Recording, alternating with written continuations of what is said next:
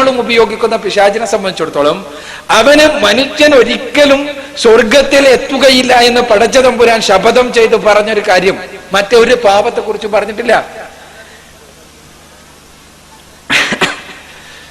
ഇന്നഹു മൻ യുശ്രികു ബില്ലാഹി ഫഖദ് ഹറമല്ലാഹു അലൈഹി ജന്ന എന്ന് പറഞ്ഞിട്ടുള്ളത്. ആരെങ്കിലും അള്ളാഹുവിൽ പടച്ച തമ്പുരാനിൽ പങ്കു ചേർക്കുന്ന പക്ഷം അവർക്ക് പടച്ച തമ്പുരാൻ സ്വർഗലോകം നിഷിദ്ധമാക്കിയിരിക്കുന്നു എന്നാണ്. അങ്ങനെ സ്വർഗലോകം നിഷിദ്ധമാക്കിയിരിക്കുന്നു എന്ന് പറഞ്ഞ ഒരൊറ്റ പാപം മാത്രമേ ഉള്ളൂ, ഷിർക്ക് എന്ന പാപം. ആ ഷിർക്ക് എന്ന പാപത്തിലേക്ക് മനുഷ്യരെ കൊണ്ടുപോവുക ഒരിക്കലും അത് ആ ഷിർക്ക് ഞങ്ങൾ ചെയ്യുന്നു, ബഹുദൈവാരാധന ഞങ്ങൾ ചെയ്യുന്നു എന്ന് ബോധ്യപ്പെടുത്തിക്കൊണ്ടല്ല, മറിച്ച് അതല്ലാത്ത രൂപത്തിലാണ്. അത് നിങ്ങൾക്ക് നോക്കുക, നിങ്ങൾ ഇബ്രാഹിം നബി അലൈഹി സ്വലാത്തു വസ്സലാം, ഇബ്രാഹിം നബിയെ കുറിച്ച് ബൈബിളും ഖുറാനും പറയുന്നുണ്ട്. എന്താ? വിഗ്രഹാരാധനക്കെതിരെ ശക്തമായി ശബ്ദിച്ച മഹാനായ പ്രവാചകൻ. രണ്ട് ഗ്രന്ഥങ്ങൾക്കും സംശയമൊന്നുമില്ല. എന്നാൽ മുഹമ്മദ് റസൂലുള്ളാഹി സ്വല്ലല്ലാഹു അലൈഹി വസല്ലം വന്നപ്പോ ഹറമിൽ കഅബാലയത്തിൽ നിന്ന് അദ്ദേഹത്തിന് ആദ്യമായി നീക്കം ചെയ്യേണ്ടി വന്നത് ഏതൊരു പ്രവാചകനാണോ വിഗ്രഹാരാധനക്കെതിരെ ശബ്ദിച്ചത് അതേ പ്രവാചകന്റെ വിഗ്രഹത്തെയാണ്. എന്തുകൊണ്ട് സംഭവിച്ചു? സംഭവിച്ചത് മറ്റൊന്നുകൊണ്ടുമല്ല, ആദ്യം ഇബ്രാഹിം നബി അലൈഹി സ്വലാത്തു വസ്സലാം വിഗ്രഹാരാധനക്കെതിരെ പഠിപ്പിച്ചു. അടുത്ത തലമുറയിലേക്ക് വന്നപ്പോഴേക്ക് പ്രവാചകന്മാരുടെ നിയോഗം ഉണ്ടാകാത്ത സമൂഹങ്ങളിൽ, അതിന് പിന്നീടുണ്ടായ സമൂഹങ്ങളിൽ എന്തുണ്ടായി? പിശാചി മെല്ലെ മെല്ലെ ദുർബോധനം നടത്തി. അവരെ ബഹുമാനിക്കേണ്ടതുണ്ട്, ഇബ്രാഹിം നബിയെ ബഹുമാനിക്കണം. അതിന് ഇബ്രാഹിം നബിക്ക് ബഹുമാന്യമായ രൂപത്തിലുള്ള സ്ഥാനങ്ങൾ നൽകണം. അതിന് അദ്ദേഹത്തിന്റെ ചില വിഗ്രഹങ്ങൾ ആവശ്യമാണ്. ആ വിഗ്രഹത്തിന് മുന്നിൽ അദ്ദേഹത്തെ ബഹുമാനിക്കാൻ വേണ്ടി നമുക്ക് കൂടിയിരിക്കാം. ആ കൂടിയിരിക്കുന്നത് പിന്നീട് പ്രാർത്ഥനയാക്കി മാറ്റാം. ആ പ്രാർത്ഥനകൾ ആരാധനകളായി മാറുന്നു സ്വാഭാവികമായും. ഇങ്ങനെ സൃഷ്ടിപൂജയിൽ നിന്ന്, സൃഷ്ടാവിനെ മാത്രം ആരാധിക്കുന്നതിൽ നിന്ന് ആ ആരാധന പഠിപ്പിക്കാൻ വേണ്ടി കടന്നു വന്ന ഇബ്രാഹിം നബി അലൈഹി സ്വലാത്തു വസ്സലാമിന്റെ അനുയായികളെ തന്നെ മെല്ലെ മെല്ലെ മെല്ലെ മെല്ലെ തെറ്റിച്ചു കൊണ്ടുപോകണം. ഇത് ഏത് സമൂഹത്തിലുണ്ടായതാ? ഈസാ നബി അലൈഹി സ്വലാത്തു വസ്സലാം ഒരിക്കൽ പോലും എന്നെ ആരാധിക്കുക എന്ന് പഠിപ്പിച്ചതായി ബൈബിളിൽ പോലുമില്ല. എന്നാൽ പിൽക്കാലഘട്ടത്തിൽ ഈസാ നബി അലൈഹി സ്വലാത്തു വസ്സലാമിന്റെ മതത്തെ നശിപ്പിക്കാൻ വേണ്ടി ശ്രമിച്ച് പരാജയപ്പെട്ട് അവസാനം ആ മതത്തിനകത്തേക്ക് കയറിക്കൂടിയ പോൾ എന്ന് പറഞ്ഞ വ്യക്തി, ഷൗൽ എന്ന് പറഞ്ഞ വ്യക്തി, അദ്ദേഹം മെല്ലെ മെല്ലെ യേശു ക്രിസ്തു ദൈവത്തിന് സമാനനാണ് എന്നുള്ള വിശ്വാസം, ചിന്താഗതി ഉണ്ടാക്കിയെടുക്കുകയാണ് ചെയ്യുന്നത്. അത് വലിയൊരു ചരിത്രമാണ്. അങ്ങനെ ഉണ്ടാക്കി ചെറിയ വിത്ത് അദ്ദേഹം പാകി. അത് AD 325 ആയപ്പോഴേക്ക് യേശുവും ദൈവവും ഒന്നു തന്നെയാണെന്നുള്ള വിശ്വാസം വന്നു. ആദ്യം ഇടയാളനായി, പിന്നീട് മധ്യവർത്തിയായി, അത് പിന്നെ സ്വതന്ത്രമായ കഴിവുള്ള ദൈവമായി, അവസാനം ദൈവം തന്നെയായി. പിന്നീട് വന്നപ്പോ യഥാർത്ഥ യേശു പ്രാർത്ഥിച്ച ദൈവം ഔട്ടായി, യേശു മാത്രം ദൈവമായി മാറുന്ന അവസ്ഥയായി. ഇന്ന് ആരാധനകളിൽ നമുക്ക് കാണാൻ കഴിയും, യേശുവിനെയല്ലാതെ യേശു പ്രാർത്ഥിച്ചത് ആരോടാണോ ആ വ്യക്തിയെ ആരാധിക്കുന്ന സമ്പ്രദായം യേശുവിന്റെ അനുയായികൾ എന്ന് പറയുന്നവരിൽ കാണുക അപൂർവമാണ് എന്നുള്ള വസ്തുത. അപ്പൊ ഞാൻ സൂചിപ്പിക്കുന്നത് ഇത് പിശാചിന്റെ പ്രവർത്തനമാണ്. മനുഷ്യരെ മെല്ലെ മെല്ലെ സൃഷ്ടിപൂജയിൽ നിന്ന് കൊണ്ടുപോയി സൃഷ്ടാവിനെ മാത്രം ആരാധിക്കുന്ന അവസ്ഥയിൽ നിന്ന് കൊണ്ടുപോയി സൃഷ്ടിപൂജയിൽ എത്തിക്കുക എന്നത് അത് പിന്നെ എല്ലാ സമൂഹങ്ങളിലും ഉണ്ടാകും. അപ്പൊ സ്വാഭാവികമായി ഇത്തരം വചനങ്ങൾ അവർ കാണും. അതിന് ദുർവ്യാഖ്യാനങ്ങൾ പണിയും, അതിന് വ്യാഖ്യാനങ്ങൾ ഉണ്ടാക്കും. എന്താ? ഞങ്ങള് യേശുവിനെ ആരാധിക്കുന്നില്ല എന്ന് പറയും ആദ്യം. പിന്നീട് യേശു തന്നെ ദൈവമാകുമ്പോ യേശു തന്നെയുള്ള ദൈവം, പിന്നീട് ആരാധിക്കുക ഏകദൈവത്തെ മാത്രം ആരാധിക്കുക എന്ന് പറഞ്ഞത് യേശുവിനെ കുറിച്ച് തന്നെയാണെന്ന് പറയും. ഇതേപോലെ തന്നെ പല രൂപങ്ങളിൽ വ്യാഖ്യാനങ്ങൾ കണ്ടെത്തും. ആ വ്യാഖ്യാനങ്ങൾ മനുഷ്യരെ വഴികേടിൽ നിന്ന് വഴികേടിലേക്ക് കൊണ്ടുപോയിക്കൊണ്ടിരിക്കും എന്നുള്ളതാണ് സത്യം. അതുകൊണ്ട് ചോദ്യത്തിനുള്ള ഉത്തരം, പിന്നെ യഥാർത്ഥത്തിൽ പ്രവാചകന്മാർ പഠിപ്പിച്ച ആശയത്തിലത് മനുഷ്യരെ വഴിതെറ്റിക്കുവാൻ വേണ്ടി പിശാച് പ്രവാചകന്മാരെ തന്നെ നിമിത്തമാക്കിയതായിട്ടാണ് ചരിത്രത്തിൽ നമുക്ക് കാണാൻ കഴിയുന്നത്. അതാണ് എല്ലാ മതങ്ങളും ആ രൂപത്തിൽ വഴിതെറ്റിപ്പോകുവാൻ കാരണം. സൃഷ്ടാവിനെ മാത്രം ആരാധിക്കുക എന്ന തത്വമാണ് എല്ലാ പ്രവാചകന്മാരും പഠിപ്പിച്ചത് എന്ന് വേദഗ്രന്ഥങ്ങൾ തന്നെ സാക്ഷീകരിക്കുന്നുണ്ട് എന്നുള്ളതാണ് യാഥാർത്ഥ്യം. ജയചന്ദ്രൻ, ഹൈന്ദവ ഗ്രന്ഥങ്ങളായ വേദങ്ങളും ഉപനിഷത്തുകളുമാണ് ആദ്യം രചിക്കപ്പെട്ടത് എന്ന് പറയുന്നു. അതിനുശേഷം രചിക്കപ്പെട്ട ബൈബിൾ, അതിനുശേഷം മുഹമ്മദ് നബിയിലൂടെ രചിക്കപ്പെട്ട വിശുദ്ധ ഖുർആൻ, അത് ഏറ്റവും ശ്രേഷ്ഠവും പെർഫെക്റ്റുമാണ് വിശുദ്ധ ഖുർആൻ എന്ന് നിങ്ങൾ സ്ഥാപിക്കുന്നു. അപ്പോൾ ഞാൻ പറയുകയാണ്, ആദ്യം രചിക്കപ്പെട്ട ഹൈന്ദവ ഗ്രന്ഥങ്ങളാണ് ഏറ്റവും ശ്രേഷ്ഠമായത്.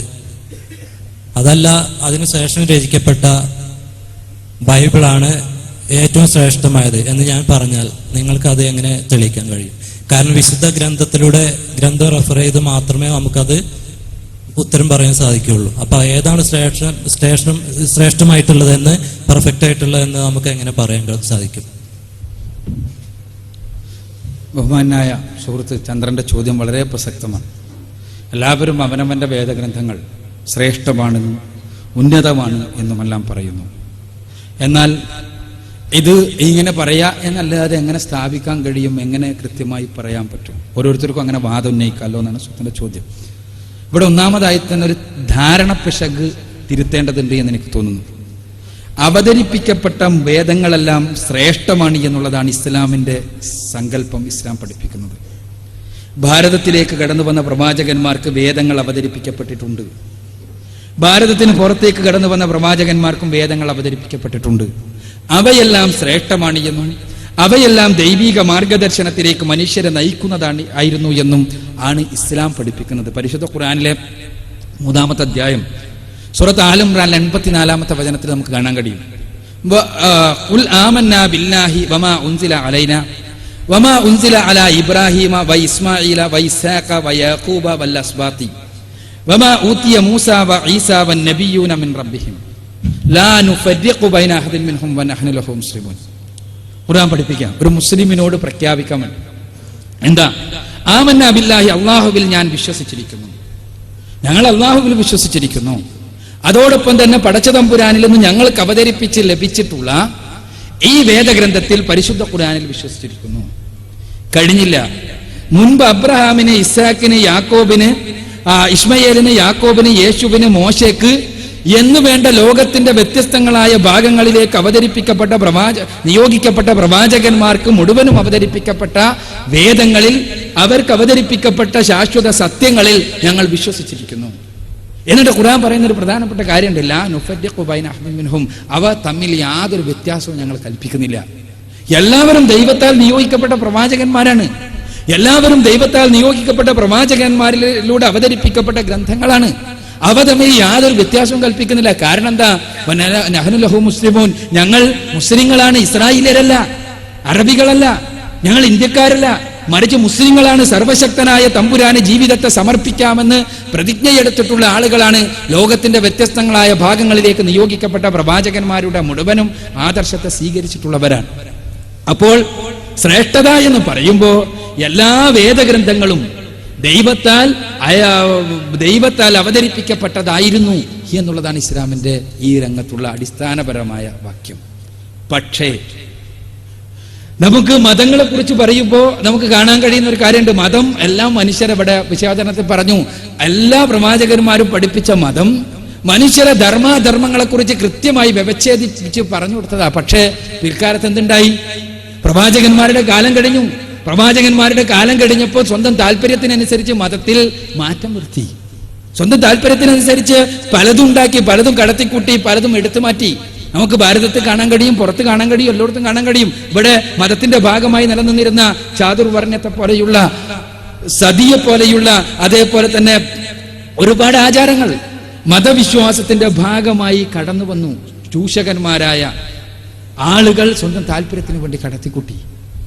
ഇത് കടത്തിക്കൂട്ടിയതോടൊപ്പം തന്നെ ഇവരുടെ സ്വകാര്യ സ്വത്തായിരുന്നു പലപ്പോഴും വേദഗ്രന്ഥം, പുരോഹിതന്മാരുടെ. ആ സ്വകാര്യ സ്വത്തായ വേദഗ്രന്ഥത്തെ സ്വന്തം താല്പര്യങ്ങൾക്കനുസരിച്ച് വളച്ചും മിനുക്കിയും എടുത്തുവാൻ തയ്യാറായി. പലപ്പോഴും വേദഗ്രന്ഥങ്ങൾ നഷ്ടപ്പെട്ടു.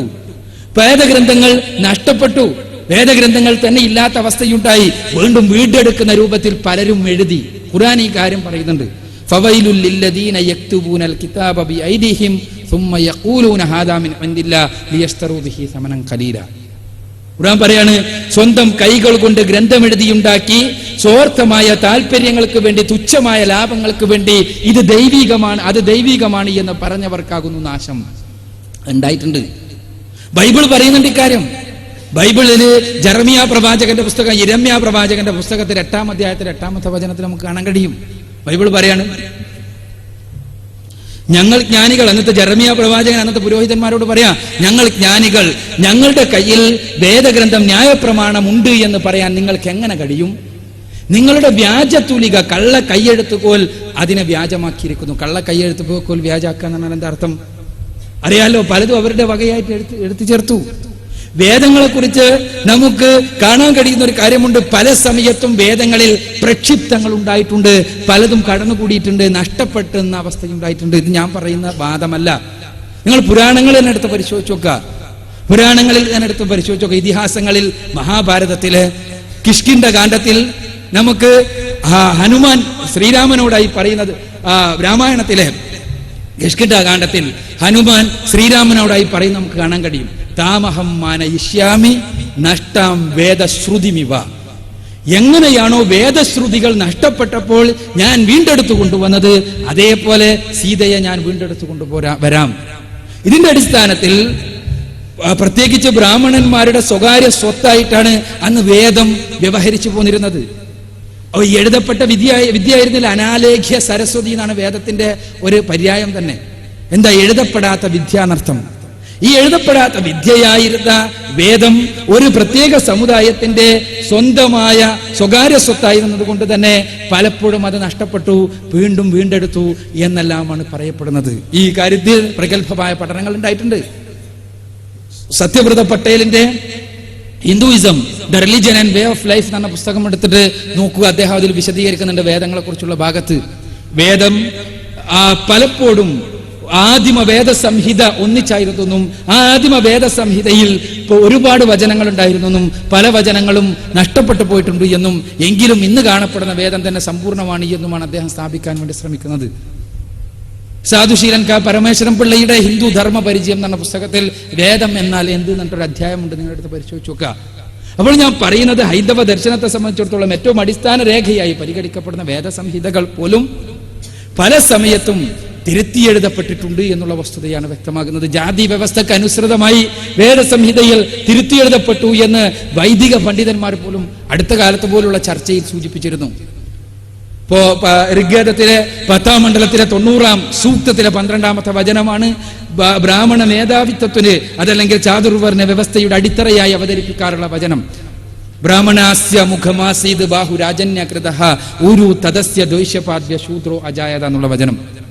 ബ്രാഹ്മണൻ മുഖത്തിൽ നിന്ന്, ക്ഷത്രിയൻ ചെസ്റ്റിൽ നിന്ന്, വൈശ്യൻ തുടയിൽ നിന്ന്, ശൂദ്രൻ പാദത്തിൽ നിന്നുണ്ടായതാണ് എന്ന് പറയുന്ന വചനം. ഈ വചനം പിൽക്കാലഘട്ടത്തിൽ എഴുതി ചേർത്തതാണ് എന്ന് പറയുന്ന പണ്ഡിതന്മാരുണ്ട് ഹൈന്ദവ പണ്ഡിതന്മാർക്കിടയിൽ. അപ്പൊ ഇതിനർത്ഥം എന്താണ്? പലപ്പോഴും പലതും നഷ്ടപ്പെട്ടിട്ടുണ്ട്, എഴുതി ചേർത്തപ്പെട്ടിട്ടുണ്ട്. ഇതാണ് ഇപ്പോഴുള്ള വേദസംഹിതയിൽ, ഇപ്പോഴുള്ള വേദങ്ങളിൽ പോലും. എന്നാൽ ഏറ്റവും പുരാതനമായ ആദിമ വേദസംഹിത ഉണ്ടായിരുന്നെന്നും അത് ഈ രൂപത്തിൽ ആയിരുന്നില്ല, പിന്നെ പഹ്ലവി ലിപിയിലായിരുന്നു, അറബി എഴുതുന്നത് പോലെയായിരുന്നു എഴുതിയിരുന്നത് എന്നും അത് ഇന്നത്തെ സംസ്കൃത ലിപി ആയിരുന്നില്ല എന്നുമെല്ലാം പറയുമ്പോൾ ഏറ്റവും ആദിമമായി ഈ പ്രവാചകന്മാർ, ഇന്ത്യയിലേക്ക് കടന്നു വന്ന പ്രവാചകന്മാർ പഠിപ്പിച്ച അടിസ്ഥാന ആദർശം, ആ അടിസ്ഥാന വേദഗ്രന്ഥം വിശുദ്ധമായിരുന്നെന്നും മനുഷ്യരെ കൃത്യമായി മാർഗദർശനം ചെയ്യുന്നതായിരുന്നു എന്നും വിശ്വസിക്കേണ്ടത് മുസ്ലിങ്ങളുടെ കടമയാവുകയാണ്. ഇതേപോലെ തന്നെ എല്ലായിടത്തും അവതരിപ്പിക്കപ്പെട്ട ഗ്രന്ഥങ്ങൾ മനുഷ്യരുടെ കൈകടത്തലുകൾ നടന്നതുകൊണ്ട് തന്നെ ഈ വേദങ്ങളിലെല്ലാം ഒരുപാട് അബദ്ധങ്ങൾ നമുക്ക് കാണാൻ കഴിയും. നിങ്ങൾക്ക് പരിശോധിക്കാം. ചരിത്രപരമായുള്ള അബദ്ധങ്ങൾ, ശാസ്ത്രീയമായുള്ള അബദ്ധങ്ങൾ, വൈരുദ്ധ്യങ്ങൾ നമുക്ക് ഓരോരുത്തർക്കും പരിശോധിക്കാവുന്നതാണ്. അതിനെക്കുറിച്ച് പഠിക്കാൻ നമ്മൾ തയ്യാറാവുകയാണെങ്കിൽ നിരവധി അതിന്റെ പണ്ഡിതന്മാർ തന്നെ പറയുന്ന കാര്യമുണ്ട്, വൈരുദ്ധ്യങ്ങളുണ്ട് എന്ന്, അതേപോലെ തന്നെ അബദ്ധങ്ങളുണ്ട് എന്ന്. അക്കാലഘട്ടത്തിലെ ആളുകളുടെ ചിന്താഗതിക്കനുസരിച്ച് എഴുതപ്പെട്ടതായതുകൊണ്ട് തന്നെ സ്വാഭാവികമാണ് അതിൽ. ഇവിടെയാണ് മനുഷ്യരുടെ കരവിരുതുകൾ നടന്നിട്ടില്ല എന്ന് പറയുന്ന പരിശുദ്ധ ഖുർആന്റെ ദിവ്യമായ പ്രഖ്യാപനം പ്രസക്തമാകുന്നത്. മുസ്ലിങ്ങൾക്കിടയിൽ അനാചാരങ്ങൾ ഉണ്ടായിട്ടില്ല എന്നോ മുസ്ലിങ്ങൾ ഖുർആന്റെ പാതയിൽ നിന്ന് പിഴച്ചു പോയിട്ടില്ല എന്നോ ഒന്നും നമ്മൾ വാദിക്കുന്നില്ല. പക്ഷെ ആ പിഴവുകളെല്ലാം ഉള്ളപ്പോൾ തന്നെ പരിശുദ്ധ ഖുർആനിൽ ഈ പിഴവുകൾക്കനുസൃതമായ എന്തെങ്കിലും ഒരു സ്ഖലിതമുണ്ടാക്കാൻ, എന്തെങ്കിലും ഒന്ന് എഴുതി ചേർക്കാൻ, എന്തെങ്കിലും എടുത്തു മാറ്റാൻ ഒരാൾക്കും കഴിഞ്ഞിട്ടില്ല. കാരണം എന്താ? മുസ്ലിങ്ങളുടെ വിശ്വാസ്യത കൊണ്ടൊന്നുമല്ല, മറിച്ച് പടച്ച തമ്പുരാന്റെ സംരക്ഷണത്തിന്റെ ഉത്തരവാദിത്വം അവൻ നിർവഹിക്കുന്നത് കൊണ്ട്. ഖുർആൻ പഠിപ്പിച്ച സംരക്ഷണത ഇന്നാ നഹ്നു നസ്സൽനാ ദിക്റ വ ഇന്നാ ലഹു ലഹാഫിളൂൻ. നാം ആകുന്നു ഇത് അവതരിപ്പിച്ചത്, നാം അതിനെ സംരക്ഷിക്കും. എങ്ങനെ നമ്മൾ പരിശോധിക്കും? നിങ്ങൾക്ക് പരിശോധിക്കാം. ഒന്നാമതായി പരിശുദ്ധ ഖുർആൻ മാത്രമാണ് ദൈവികമെന്ന് സ്വയം പ്രഖ്യാപിക്കുന്ന ഒരു ഗ്രന്ഥം. പരിശോധിക്കാം നിങ്ങൾക്ക്. ഖുർആനിൽ ആവർത്തിച്ച് ഈ പ്രഖ്യാപനം കാണാൻ കഴിയും. ഞാൻ പറയുന്നു, ഇന്ന് വേദഗ്രന്ഥത്തിന്റെ പുറംചട്ട അടഞ്ഞുകൊണ്ട് പ്രത്യക്ഷപ്പെടുന്ന ഒരു ഗ്രന്ഥവും സ്വയം പൂർണ്ണമായി ദൈവികമാണ് എന്ന പ്രഖ്യാപനം നിങ്ങൾക്ക് കാണാൻ കഴിയില്ല. ഖുർആനിൽ ഏതാ? ഖുർആനിൽ 26-ാമത്തെ അധ്യായം സൂറത്ത് ശൂറായിലെ 192-ാമത്തെ വചനം വഇന്നഹു ലതൻസീലു റബ്ബിൽ ആലമീൻ. ഖുർആനിലെ 32-ാമത്തെ അധ്യായം സൂറത്ത് സജദയിലെ 1-2 വചനങ്ങൾ അലിഫ് ലാം മീം തൻസീലുൽ കിതാബ് ലാ റൈബ ഫീഹി മിൻ റബ്ബിൽ ആലമീൻ. ഖുർആനിലെ 36-ാമത്തെ അധ്യായം സൂറത്ത് യാസീനിലെ 1 മുതൽ 5 വരെയുള്ള വചനങ്ങൾ യാസീൻ വൽ ഖുർആനിൽ ഹകീം ഇന്നക ലമിനൽ മുർസലീൻ അലാ സിറാത്തിൻ മുസ്തഖീം തൻസീലുൽ അസീസിർ റഹീം. ഖുർആനിലെ 55-ാമത്തെ അധ്യായം സൂറത്ത് റഹ്മാനിലെ 1-2 വചനങ്ങൾ അർ റഹ്മാൻ അല്ലമൽ ഖുർആൻ. ഇങ്ങനെ നിരവധി തവണ സർവ്വലോക രക്ഷിതാവിൽ നിന്ന്, സർവോന്നതനായ തമ്പുരാനിൽ നിന്ന്, പരമകാരുണികളിൽ നിന്ന് അവതരിപ്പിക്കപ്പെട്ടതാകുന്നു ഈ ഗ്രന്ഥം എന്നുള്ള പ്രഖ്യാപനം കാണാൻ കഴിയും. ആ പ്രഖ്യാപനം ഉള്ളതുകൊണ്ട് മാത്രം ആ ഗ്രന്ഥം ദൈവിക ആണെന്നില്ല കേട്ടോ. ആ പ്രഖ്യാപനമുണ്ട് ഒന്നാമത്. രണ്ടാമതായി പരിശുദ്ധ ഖുർആന്റെ സവിശേഷം അവതരിപ്പിക്കപ്പെട്ട രൂപത്തിൽ തന്നെ നിലനിൽക്കുന്നു. വേറൊരു ഗ്രന്ഥത്തിനും അത് അവകാശപ്പെടാൻ കഴിയില്ല. മൂന്നാമത്തെ ഖുർആന്റെ സവിശേഷത ഖുർആൻ സ്വയം പറയുന്നു, അഫലാ യതദബ്ബറൂനൽ ഖുർആന വലൗ കാന മിൻ ഇൻദി ഗൈരില്ലാഹ് ലവജദു ഫീഹി ഇഖ്തിലാഫൻ കതീറ. ഖുർആനിലെ 4-ാമത്തെ അധ്യായം സൂറത്തു നിസായിലെ 82-ാമത്തെ വചനം. അവർ ഖുർആനെ കുറിച്ച് ചിന്തിക്കുന്നില്ലേ? അതെങ്ങാനും ദൈവത്തിൽ നിന്നുള്ളതല്ലായിരുന്നുവെങ്കിൽ അവർക്കതിൽ ധാരാളം വൈരുദ്ധ്യങ്ങൾ കണ്ടെത്താമായിരുന്നു. ഖുർആനിൽ നിങ്ങൾ തിരയുക, ഒരൊറ്റ വൈരുദ്ധ്യം പോലുമില്ല എന്ന് നിങ്ങൾക്ക് കാണാൻ കഴിയും. വൈരുദ്ധ്യങ്ങൾ ആരോപിക്കപ്പെട്ടിട്ടുണ്ട് എന്നത് നേര്. പക്ഷേ ആരോപണങ്ങൾക്ക് വസ്തുനിഷ്ഠമായ മറുപടി നൽകാൻ ഓരോ മുസ്ലിമിനും കഴിയും. എന്നാൽ മറ്റു വേദഗ്രന്ഥങ്ങളോ, ആ വേദഗ്രന്ഥങ്ങളുടെ വക്താക്കൾ തന്നെ അതിലെ വൈരുദ്ധ്യങ്ങൾ അംഗീകരിക്കുന്നവരാണ്. നാലാമതായി പരിശുദ്ധ ഖുർആന്റെ സവിശേഷത, പരിശുദ്ധ ഖുർആൻ ഒരുപാട് ചരിത്ര സംഭവങ്ങളെ കുറിച്ച് പറയുന്നു. ആ ചരിത്ര സംഭവങ്ങൾ ഒരെണ്ണം പോലും ചരിത്രവുമായി, ചരിത്ര രംഗത്ത്, ചരിത്ര ഗവേഷണ രംഗത്ത് പുതിയ പുതിയ ഉത്ഖനന ഗവേഷണങ്ങൾ നടക്കുമ്പോൾ ഒരെണ്ണം പോലും ചരിത്രപരമായി സ്ഥിരീകരിക്കപ്പെടാത്തതാണ് എന്ന്, തെറ്റാണ് എന്ന് സ്ഥാപിക്കാൻ ഒരാൾക്കും കഴിയുന്നില്ല. ബൈബിളിനെ സംബന്ധിച്ചിടത്തോളം, മറ്റ് ഗ്രന്ഥങ്ങളെ സംബന്ധിച്ചിടത്തോളം എല്ലാം ചരിത്രപരമായി ചരിത്രത്തിന്റെ അളവുകോല് വെച്ചുകൊണ്ട് പരിശോധിക്കുമ്പോൾ അതിൽ പറയുന്ന ചരിത്ര സംഭവങ്ങളിൽ ഒന്നുകിൽ അബദ്ധങ്ങളുണ്ട്, അല്ലെങ്കിൽ എക്സാജറേഷൻ ഉണ്ട് എന്നുള്ള വസ്തുത ചരിത്ര പണ്ഡിതന്മാർ അംഗീകരിക്കുന്നു. അഞ്ചാമതായി പരിശുദ്ധ ഖുർആനിൽ നിരവധി പ്രവചനങ്ങളുണ്ട്. ആ പ്രവചനങ്ങളെല്ലാം പൂർത്തീകരിക്കപ്പെട്ടത് നമുക്ക് കാണാൻ കഴിയുന്നു. ഇനി മരണാനന്തര ജീവിതത്തെക്കുറിച്ച്, അവസാന നാളിനെ കുറിച്ചുള്ള പ്രവചനങ്ങൾ പൂർത്തീകരിക്കപ്പെടാനിരിക്കുകയും ചെയ്യുന്നു. ആറാമതായി പരിശുദ്ധ ഖുർആൻ 14 നൂറ്റാണ്ടുകൾക്ക് മുമ്പ് നിരക്ഷരനായ ഒരു മനുഷ്യന്റെ നാവിലൂടെ ലോകം ശ്രവിച്ച ഗ്രന്ഥത്തിൽ ശാസ്ത്ര സാങ്കേതിക വൈജ്ഞാനിക രംഗങ്ങളിൽ ഉത്തരോത്തരം പുരോഗമിച്ചുകൊണ്ടിരിക്കുന്ന ആധുനിക മനുഷ്യന്റെ കാഴ്ചപ്പാടിലൂടെ, കണ്ണിലൂടെ, കണ്ണാടയിലൂടെ നോക്കുമ്പോൾ തീർച്ചയായും അബദ്ധങ്ങൾ ഉണ്ടാകേണ്ടതാണ്.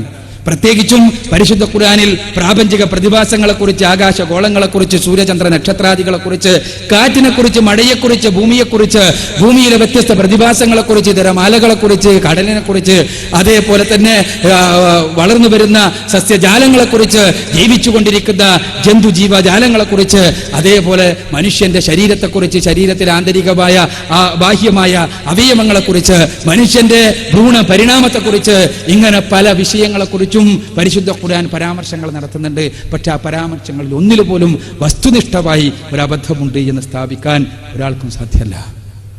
മാത്രമല്ല, പുതിയ പുതിയ കണ്ടുപിടുത്തങ്ങൾ നടക്കുമ്പോൾ, പുതിയ പുതിയ അറിവ് നമുക്ക് ആ വിഷയത്തിൽ വന്നു ലഭിക്കുമ്പോൾ നമുക്ക് മനസ്സിലാക്കുന്നു ഖുർആൻ പറഞ്ഞത് 14 നൂറ്റാണ്ടുകൾക്ക് മുമ്പ് പരാമർശിച്ചത് കൃത്യമായിരുന്നു, വസ്തുനിഷ്ഠമായിരുന്നു, അബദ്ധങ്ങളില്ലാത്ത പരാമർശങ്ങളായിരുന്നു എന്ന്. ഇനി ഏത് മാനദണ്ഡം ഉപയോഗിക്കുക? ധാർമ്മികതയുടെ മാനദണ്ഡം ഉപയോഗിക്കുക. ധാർമ്മികതയുടെ മാനദണ്ഡം ഉപയോഗിക്കുക. പരിശുദ്ധ ഖുർആനിൽ പറഞ്ഞിട്ടുള്ള ധാർമ്മിക നിയമങ്ങൾ, ആ നിയമങ്ങൾ ഏതെങ്കിലും ഒന്ന്, ഖുർആൻ ചെയ്യണമെന്ന് പറഞ്ഞ ഏതെങ്കിലും ഒരു കാര്യം, അത് ചെയ്യാനുള്ള കൽപ്പന വഴി മനുഷ്യ സമുദായത്തെ തകർക്കുകയാണ് ഖുർആൻ ചെയ്തത് എന്ന്, അത് ചെയ്യാനുള്ള കൽപ്പന വഴി മനുഷ്യന്റെ പുരോഗതിക്ക് വിഘാതമാവുകയാണ് ചെയ്തിട്ടുള്ളത് എന്ന് പറയാൻ ഒരാൾക്ക് സാധ്യമല്ല. ഖുർആൻ നിരോധിച്ച കാര്യങ്ങൾ അതിലേതെങ്കിലും ഒന്ന് നിരോധിക്കാൻ പാടില്ലായിരുന്നു എന്ന് വസ്തുനിഷ്ഠമായി തെളിയിക്കാൻ ഒരാൾക്കും കഴിയില്ല. എട്ടാമതായി പരിശുദ്ധ ഖുർആൻ മരണാനന്തര ജീവിതത്തെക്കുറിച്ച്, എന്റെ ജീവിതത്തിന്റെ ലക്ഷ്യത്തെക്കുറിച്ച് കൃത്യമായ, സ്പഷ്ടമായ, യാതൊരു രീതിയിലുമുള്ള സംശയത്തിന് ഇടനിൽക്കാത്ത വിധത്തിലുള്ള വ്യക്തമായ പരാമർശങ്ങൾ നടത്തി എനിക്ക് എന്റെ ജീവിതത്തിന് എന്ത് ലക്ഷ്യമുണ്ട് എന്ന് കൃത്യമായി പഠിപ്പിക്കുന്നു. അത് ഈ 8 മാനദണ്ഡങ്ങൾ എടുത്ത് പരിശോധിച്ചാൽ മനുഷ്യനെ സംബന്ധിച്ചിടത്തോളം അവന് പരിശുദ്ധ ഖുർആന്റെ ദൈവികത ബോധ്യപ്പെടും എന്നുള്ളതാണ് സത്യം. നിങ്ങൾക്ക് പരിശോധിക്കാവുന്നതാണ്. ഓരോന്നും വിശദീകരിക്കാൻ ഒരുപാട് സമയം വേണ്ടിവരും എന്നുള്ളത് കൊണ്ടാണ് ഞാൻ എണ്ണമിട്ട് പറഞ്ഞു പോയത്. ബഹുമാന്യനായ പ്രാസംഗികൻ MM അക്ബർ പ്രസംഗത്തിൻ്റെ ആരംഭത്തിൽ സൂചിപ്പിച്ചു. അതായത് ഭൗതിക ദർശനങ്ങൾ തിന്നുക, കുടിക്കുക, രമിക്കുക എന്നിൽ അധിഷ്ഠിതമായിട്ടുള്ളതാണെന്ന്. പക്ഷേ തെറ്റാണ്. ഭാരതീയ ദർശനങ്ങൾ, ഈ ഷഡ്ദർശനങ്ങളിൽ ഈ ആസ്തിക ദർശനവും നാസ്തിക ദർശനവുമുണ്ട്. അതിൽ നാസ്തിക ദർശനങ്ങളാണ് ലോകായതം, അല്ലെങ്കിൽ പ്രാസംഗികൻ പരാമർശിച്ച ചാർവാക ദർശനം. ഈ രണ്ടു പേരിലും അത് അറിയപ്പെടുന്നുണ്ട്. ഈ നാസ്തിക ദർശനങ്ങളിൽ ഈ ജൈന ദർശനം, ബൗദ്ധ ദർശനം, അത് ഭൗതിക ദർശനമാണ്. പക്ഷേ അവർ ആ ദർശനങ്ങളൊന്നും തിന്നുക, കുടിക്കുക, രമിക്കുക എന്നിൽ അധിഷ്ഠിതമല്ല. അവർ അഹിംസ, സത്യം എന്നിവയിൽ അധിഷ്ഠിതമാണ്. അവർ എല്ലാ തരത്തിലും വളരെ ലളിതമായ ജീവിത രീതി നയിക്കുന്നവരാണ്. അപ്പോൾ അത് ഭൗതിക ദർശനമായതുകൊണ്ട് മാത്രം അത് ഏതടിസ്ഥാനത്തിലാണ് ഈ തിന്നുക, കുടിക്കുക, രമിക്കുക എന്നുള്ള ഈ പട്ടികയിൽ വരുന്നത്? ലോകായുധം അല്ലെങ്കിൽ ചാർവാകം സമ്മതിക്കാം, അത് തിന്നുക, കുടിക്കുക, രമിക്കുക എന്നുള്ള ആ അടിസ്ഥാനത്തിലുള്ളതാണ്. പിന്നെ ഈ ലോകത്തിൽ ആദ്യമായി ഉണ്ടായ മതം ഹിന്ദുമതം എന്ന് അങ്ങനെ പറയുന്നില്ലെങ്കിലും അതിന്റെ പൂർവിക നാമം സനാതന മതം എന്നായിരുന്നു. അപ്പോൾ വേദങ്ങളാണ് ഇവിടെ ആദ്യം ഉണ്ടായിട്ടുള്ളത്. അപ്പോൾ ഏറ്റവും വളരെ ഒരു ശ്രേഷ്ഠത്വമുള്ളത് വേദങ്ങൾക്കല്ലേ? ഋഗ്വേദം, സാമവേദം, യജുർവേദം, അഥർവവേദം ഈ വേദങ്ങൾക്കല്ലേ എന്നുള്ളതാണ്. ഈ ഖുർആനൊക്കെ ഏറ്റവും അവസാനം ഉണ്ടായുള്ളതല്ലേ. ഈ ഇസ്ലാം മതം എന്ന് പറഞ്ഞാൽ ഈ യഹൂദ മതത്തിന്റെ, ക്രിസ്തു മതത്തിന് ശേഷം ഉണ്ടാകുന്നൊരു മതമാണ്. അതിൽ എതിർപ്പുണ്ടാവില്ല എന്നുള്ളതാണ് കരുതുന്നത്. അപ്പോൾ ഈ കാര്യങ്ങളെ കുറിച്ചൊന്ന് പിന്നെ വ്യക്തമായൊരു മറുപടി പ്രതീക്ഷിക്കുന്നു. പിന്നീട് ഈ ഭാരതീയ ദർശനങ്ങൾ, ഈ ഷഡ്ദർശനങ്ങൾ, ന്യായം, വൈശേഷികം, സാംഖ്യം, ഉത്തരമീമാംസ, പൂർവമീമാംസ, ഈ ദർശനങ്ങളെ പറ്റി കൂടുതൽ പ്രാസംഗികരിൽ നിന്ന് ചെറുതായിട്ടൊരു വിവരണം ആഗ്രഹിക്കുന്നു, താല്പര്യപ്പെടുന്നു. എൻ്റെ പേര് കോവിലൻ രാജൻ നായർ, പരുത്തിക്കാട്, മലപ്പുറം ജില്ല കേട്ടോ. Paruthikad native place. ബഹുമാനായ സുഹൃത്ത്, ഒന്നാമതായി തന്നെ എന്റെ സംസാരത്തിന്റെ തുടക്കത്തിലെ ഒരു വാദത്തെ ഗണ്ണിച്ചിരിക്കുക. ഭൗതിക ദർശനങ്ങൾ എന്ന് പറയുമ്പോൾ അത് തിന്നുക, കുടിക്കുക, രസിക്കുക, രമിക്കുക എന്ന തത്വശാസ്ത്രത്തിൽ അധിഷ്ഠിതമാണ് എന്ന് ഞാൻ പറഞ്ഞു. അപ്പൊ അത് ഭാരതീയ ദർശനങ്ങൾ അതിന് അപവാദമാണെന്നാണ് ഒന്നാമതായി. ഭാരതീയ ഷഡ്ദർശനങ്ങളിൽ ന്യായം, വൈശേഷികം, അത് പിന്നെ ഉത്തരമീമാംസ, പൂർവമീമാംസ തുടങ്ങിയ ഈ ഷഡ്ദർശനങ്ങൾ, ഈ ഷഡ്ദർശനങ്ങളെ കുറിച്ച് വിശദീകരിക്കാൻ എന്നാൽ അത് ഒരു പ്രസംഗത്തിന്റെ പരിധിയിൽ പോലും പെടുന്നതല്ല എന്ന് സുഹൃത്തിനറിയാം, പഠിച്ചിട്ടുണ്ടെങ്കിൽ. അതൊരുപാട് വിശദീകരിക്കേണ്ടതാണ്. ഓരോ ദർശനങ്ങളുടെയും വ്യത്യസ്തങ്ങളായ സിദ്ധാന്തങ്ങളും തത്വശാസ്ത്രങ്ങളും അതെല്ലാം തന്നെ വേദത്തിന്റെ അടിസ്ഥാനത്തിലുള്ളതായിരുന്നു. ഇവിടെ സുഹൃത്തിന്റെ വാദം ഒന്നാമതായി ഇന്ത്യയിൽ, ഭാരതത്തിലെ ഈ ജൈന ബൗദ്ധ ദർശനങ്ങൾ നാസ്തിക ദർശനങ്ങളാണ്. ഇവിടെ നമ്മൾ മനസ്സിലാക്കേണ്ട ഒരു അടിസ്ഥാനപരമായ കാര്യം, നാസ്തിക ദർശനങ്ങൾ, ആസ്തിക ദർശനങ്ങൾ എന്ന തരം തിരിവ് നമ്മൾ ഉണ്ടാക്കിയതാണ്, ആധുനികന്മാരുണ്ടാക്കിയതാണ്.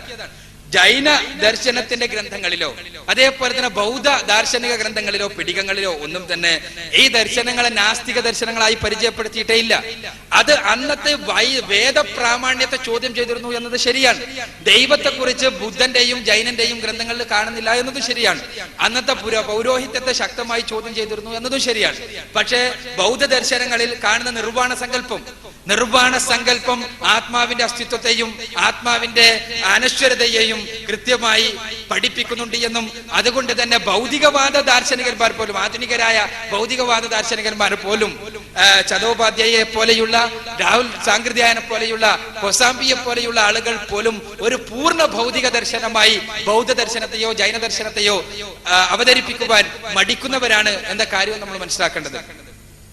അപ്പൊ അതുകൊണ്ട് തന്നെ ഞാൻ പറയുന്നത്, ഈ ജൈനന്റെ വർത്തമാന മഹാവീരന്റെ അതല്ലെങ്കിൽ ശ്രീബുദ്ധന്റെ രചനകളോ അദ്ദേഹത്തിന് ലഭിച്ചു എന്ന് പറയുന്ന ബോധനമോ അതന്നെ നിങ്ങൾ ചിന്തിച്ചു നോക്കുക. അത് തന്നെ നമ്മൾ ചിന്തിച്ചു നോക്കുക. ശ്രീബുദ്ധൻ ഇങ്ങനെ തപസ്സരിക്കാണ്. തപസ്സരിക്കുമ്പോൾ ഒരു ബോധോദയം ഉണ്ടായി എന്നാണ്. ഒരു ബോധോദയം. ഈ ബോധോദയം എവിടെ നിന്നുണ്ടായി? ഒരു അടിസ്ഥാനപരമായ ചോദ്യമാണത്. സ്വന്തമായ ഒരു ബോധോദയം ഉണ്ടായി എന്നാണെങ്കിൽ ആ ബോധോദയം അദ്ദേഹത്തെ സംബന്ധിച്ചിടത്തോളം കൃത്യമായി മുൻപേ ഒരു ജീവിത നിഷേധത്തിൽ അധിഷ്ഠിതമായ അതല്ലെങ്കിൽ അഹിംസയിൽ അധിഷ്ഠിതമായ സിദ്ധാന്തത്തിൽ കൊട്ടാരത്തിൽ നിന്ന് ഇറങ്ങി വന്ന അദ്ദേഹം ഇങ്ങനെ ഇരുന്നപ്പോ മനസ്സിലേക്ക് ഒരു ജ്ഞാനോദയം ഉണ്ടായി. ആ ജ്ഞാനോദയം ഒരു സ്രോതസ്സിൽ നിന്നാകണം, മറ്റൊരു സ്രോതസ്സിൽ നിന്നാകണല്ലോ ഒരു പുതിയ ജ്ഞാനം ഉണ്ടാകേണ്ടത്, അല്ലെങ്കിൽ പുതിയ ഒരു പ്രവാഹം ഉണ്ടാകേണ്ടത്. അവിടെ തന്നെ മനുഷ്യനല്ലാത്ത ജ്ഞാനങ്ങളുടെ മുഴുവനും സ്രോതസ്സായ ഒരു സൃഷ്ടാവിലേക്ക് ഇതെല്ലാം അടിസ്ഥാനപരമായി വിരൽ ചൂണ്ടുന്നു എന്നാണ് ഞാൻ പറയുന്നത്. അതേസമയം ഇപ്പോൾ ലഭിച്ചിട്ടുള്ള ജൈന ബൗദ്ധ ഗ്രന്ഥങ്ങളെല്ലാം തന്നെ നമുക്ക് അതിലൊന്നും ദൈവത്തെ കുറിച്ച് കൃത്യമായ പരാമർശങ്ങളില്ല എന്നത് ശരിയാണ്. പക്ഷേ അത് ലഭിച്ചിട്ടുള്ള എന്നതിന് നിങ്ങൾ അടിവര കൊടുക്കുക. ബൗദ്ധ ഗ്രന്ഥങ്ങളോ ജൈന ഗ്രന്ഥങ്ങളോ ഇന്ന് നമുക്ക് പൂർണ്ണമായി ലഭ്യമായിട്ടില്ല. അത് തന്നെ കിട്ടിയത് തന്നെ ശ്രീബുദ്ധന്റെയും വർദ്ധമാന മഹാവീരന്റെയും എല്ലാം പിൻഗാമികൾ രചിക്കുകയും ആ പിൻഗാമികൾ ഇങ്ങനെ കഥകളിലൂടെയും മറ്റും ഉപദേശങ്ങളായി പറഞ്ഞു പോവുകയും ചെയ്ത കാര്യങ്ങളാണ്. അപ്പൊ അതുകൊണ്ട് തന്നെ ഇവയെ കൃത്യമായി ഒരു ഭൗതിക ദർശനങ്ങൾ എന്ന രീതിയിൽ നമ്മൾക്ക് മാറ്റി നിർത്തുന്നത് എത്രത്തോളം ശരിയാണ് എന്നതാണ് നമ്മൾ ഒന്നാമതായി ചിന്തിക്കേണ്ടത്. എന്താ വെച്ചാൽ ആത്മീയമാണ് ഈ ബൗദ്ധ ജൈന ദർശനങ്ങൾ എന്നുള്ളത് സത്യമാണെന്ന് എനിക്ക് തോന്നുന്നു. കാരണം നിർവ്വാണ സങ്കല്പം ആത്മാവുമായി ബന്ധപ്പെട്ടതാണ്. ദൈവത്തെ സൂചിപ്പിക്കുന്നില്ലെങ്കിലും ഒരു ശാശ്വത ജീവിതത്തെയും നിർവ്വാണത്തെയും എല്ലാം കുറിച്ച് പറയുന്നത് കൊണ്ട് തന്നെ ഇവയെ പൂർണ്ണമായ ഭൗതിക ദർശനങ്ങളുടെ പട്ടികയിൽ ഉൾപ്പെടുത്തുന്നത് ശരിയാവില്ല എന്നാണ് എനിക്ക് തോന്നുന്നത്. എന്നാൽ ഭൗതിക ദർശനം എന്ന് പറഞ്ഞാൽ ഭൗതിക ലോകത്തിന്റെ യാഥാർത്ഥ്യം മാത്രം അംഗീകരിക്കുന്നവരാണ്. ഭൗതിക ദർശനങ്ങൾ എന്ന് പറഞ്ഞാൽ ഭൗതിക ലോകത്തിന്റെ യാഥാർത്ഥ്യം മാത്രം അംഗീകരിക്കുന്നവരാണ്. അവരെ സംബന്ധിച്ചിടത്തോളം ഇപ്പോൾ ഭാരതത്തിലെ ചാർവാക ദർശനം സുഹൃത്തിനെ അംഗീകരിക്കേണ്ടായി. അത് ചാർവാക മുനി ലോകായത ദർശനം പിന്നെ ചാർവാക മുനി തന്നെ പറഞ്ഞിട്ടുള്ള കാര്യമാണ് ഞാനിവിടെ പറഞ്ഞത്. തിന്നുക, കുടിക്കുക, രസിക്കുക, രമിക്കുക, ഇതാണ് ജീവിതത്തിന്റെ അടിസ്ഥാനപരമായ പരമാവധി ഈ ജീവിതം ആസ്വാദകരമാക്കുക എന്നതാണ് ഈ ജീവിതത്തിൽ എന്റെ ലക്ഷ്യം എന്ന് അദ്ദേഹം സൂചിപ്പിക്കേണ്ടായി. ഇതേപോലെ തന്നെ എപ്പിക്യൂറസിനെ കുറിച്ച് പറയുമ്പോൾ എപ്പിക്യൂറസിന്റെ സിദ്ധാന്തങ്ങളെ കുറിച്ചായിരുന്നു കാൾ മാർക്സിന്റെ ആധുനിക ഭൗതികവാദത്തിന്റെ ആ ഭൗതികവാദ ദർശനത്തിന്റെ പിതാവ് എന്ന് പറയാൻ സാധിക്കുന്ന കാൾ മാർക്സിന്റെ ഡോക്ടറേറ്റ് തിസീസ് എന്നുള്ള വസ്തുത കൂടി നമ്മൾ മനസ്സിലാക്കണം. അങ്ങനെയുള്ള എപ്പിക്യൂറസ്, ആ എപ്പിക്യൂറസ് അദ്ദേഹം എപ്പിക്യൂറിയനിസത്തിന്റെ തന്നെ എപ്പിക്യൂറിയനിസം എന്ന റിസം തന്നെ മാർക്സിസത്തിന്റെ എല്ലാം കടന്നുകയറ്റത്തിന് മുമ്പ് നിലവിലുണ്ടായിരുന്നു എന്നുള്ളതാണ് സത്യം. ആ എപ്പിക്യൂറിയനിസത്തിന്റെ തന്നെ അടിസ്ഥാന സിദ്ധാന്തം എന്താണ്? തിന്നുക, കുടിക്കുക, രസിക്കുക, രമിക്കുക എന്നായിരുന്നു. അപ്പൊ ഞാൻ സൂചിപ്പിക്കുന്നത് ഇതാണ്. നാസ്തിക ദർശനങ്ങളെ കുറിച്ച് സൂചിപ്പിക്കാനുള്ളത് ഭാരതീയ ദർശനങ്ങളിൽ ആസ്തിക നാസ്തിക വിഭജനം മറ്റൊരടിത്തറയിലാണ്. വേദത്തിന്റെ പ്രാമാണ്യത്തെ അംഗീകരിക്കുന്ന ദർശനങ്ങൾ ആസ്തിക ദർശനമായും വൈദിക പ്രാമാണ്യത്തെ നിഷേധിക്കുന്ന ദർശനങ്ങൾ നാസ്തിക ദർശനവുമായുമായിട്ട് പൊതുവെ പറയാറുള്ളത്. അങ്ങനെയാണ് നാസ്തിക ദർശനങ്ങളുടെ പട്ടികയിൽ ബൗദ്ധ ജൈന ദർശനങ്ങൾ വന്നത് എന്നാണ് എനിക്ക് സൂചിപ്പിക്കാനുള്ളത്. അവയെ നമ്മുടെ സാധാരണ വ്യവഹാരത്തിലുള്ള ഒരു ഭൗതിക ദർശനമായി ഏതായിരുന്നാലും കാണാൻ സാധ്യമല്ല എന്നാണ് എനിക്ക് തോന്നുന്നത്. എന്റെ വീക്ഷണം സ്വാഭാവികമായി തന്നെ ലഭിച്ച രേഖകളുടെ അടിസ്ഥാനത്തിലാണ്. അവരുടെ രേഖകളൊന്നും പൂർണ്ണമായി ലഭ്യമല്ല എന്നുള്ളത് കൊണ്ട് എന്റെ വീക്ഷണം ശരിയാകാം, തെറ്റാകാം. പക്ഷെ ലഭിച്ച രേഖകളുടെ അടിസ്ഥാനത്തിൽ ഇതാണ് ശരിയെന്ന് തോന്നുന്നു എന്ന് മാത്രമാണ് സൂചിപ്പിക്കാനുള്ളത്. പിന്നീട് സുഹൃത്തിന്റെ ചോദ്യം, സത്യത്തിൽ ഹിന്ദു മതമല്ലേ ലോകത്ത് ആദ്യത്തിൽ ഉണ്ടായ മതം? അതേപോലെ തന്നെ ആദ്യത്തിൽ ഉണ്ടായ വേദഗ്രന്ഥം പിന്നെ ഋഗ്വേദ, സാമവേദ, യജുർവേദാദി അഥർവവേദ സംഹിതകളല്ലേ എന്തെല്ലാമാണ്. ഇവിടെ നമ്മൾ മനസ്സിലാക്കേണ്ടത് ആദ്യം ഏത് പിന്നെ ഏത് എന്ന ചർച്ചയേക്കാൾ മനുഷ്യരുടെ മോക്ഷത്തിന് ഇവിടെ ഒരു ദർശനം, ആസ്തിക ദർശനങ്ങൾ പ്രത്യേകിച്ച് മനുഷ്യരുടെ മോക്ഷപാട് ആസ്തിക ദർശനങ്ങളുടെ അടിസ്ഥാനപരമായ തത്വം. അടിസ്ഥാനപരമായ സന്ദേശം. ആ മോക്ഷത്തിന് നിമിത്തമാകുന്ന രീതിയിൽ ലോകത്തിൽ എല്ലായിടത്തേക്കും പ്രവാചകന്മാരുടെ നിയോഗമുണ്ടായി എന്നാണ് ഇസ്ലാം. ഞാൻ എന്റെ പ്രസംഗത്തിൽ സൂചിപ്പിച്ചുവെങ്കിലും സുഹൃത്ത് മനസ്സിലാക്കിയോ എന്ന് ഞാൻ സംശയിക്കുന്നു. ഇസ്ലാമിന്റെ സ്ഥാപകൻ മുഹമ്മദ് റസൂലുള്ളാഹി സ്വല്ലല്ലാഹു അലൈഹി വസല്ലമയാണ് എന്ന് അദ്ദേഹം അവകാശപ്പെടുകയോ പരിശുദ്ധ ഖുർആനിൽ എവിടെയെങ്കിലും പറയുകയോ ചെയ്തിട്ടില്ല. ഇസ്ലാം എല്ലാ പ്രവാചകന്മാരും പഠിപ്പിച്ച ആശയപാട് അത് നിങ്ങൾ ചിന്തിച്ചു നോക്കുക. ഏത് മതം എന്താണ്? പ്രവാചകന്മാർക്ക് ശേഷം പുണ്യപുരുഷന്മാർക്ക് ശേഷം ആ പുണ്യപുരുഷന്മാരുടെ പിൻഗാമികളാണ് ഉണ്ടാക്കാറുള്ളത്. നിങ്ങൾ ചിന്തിച്ചു നോക്കുക. ബുദ്ധമതം ഉദാഹരണത്തിന് നമുക്ക് ഭാരതീയ ദർശനങ്ങൾ തന്നെ എടുക്കുക. ബുദ്ധമതം എന്നൊരു മതം ശ്രീബുദ്ധന്റെ കാലത്തുണ്ടായിരുന്നോ? തീർച്ചയായും ഉണ്ടായില്ല. അദ്ദേഹം കുറെ ഉപദേശങ്ങൾ കൊടുത്തു. പക്ഷെ പിൽക്കാലഘട്ടത്തിൽ വിഗ്രഹാരാധനക്കും അതേപോലെ തന്നെ ആ രൂപത്തിലുള്ള എല്ലാ തിന്മകൾക്കുമെതിരെ പോരാടിയ ഇങ്ങനെ ദൈവം തന്നെ ആ ദൈവത്തെ തന്നെ സങ്കല്പിക്കാത്ത രൂപത്തിൽ എന്ന് പറഞ്ഞല്ലോ, ആ രൂപത്തിൽ പറഞ്ഞ ശ്രീബുദ്ധനെ തന്നെ ഒരു വിഗ്രഹമാക്കുകയും അദ്ദേഹത്തെ ദൈവമാക്കുകയും ചെയ്തുകൊണ്ട് പിൽക്കാലഘട്ടത്തിലാണ് ബുദ്ധമതം ഉണ്ടായത്. ബുദ്ധന്റെ പേരിലുള്ള മതം പിൽക്കാലത്തുണ്ടായതാണെന്ന് അർത്ഥം. വർദ്ധമാന മഹാവീരന്റെ പേരിലുള്ള മതം പിൽക്കാലത്തുണ്ടായതാണ്.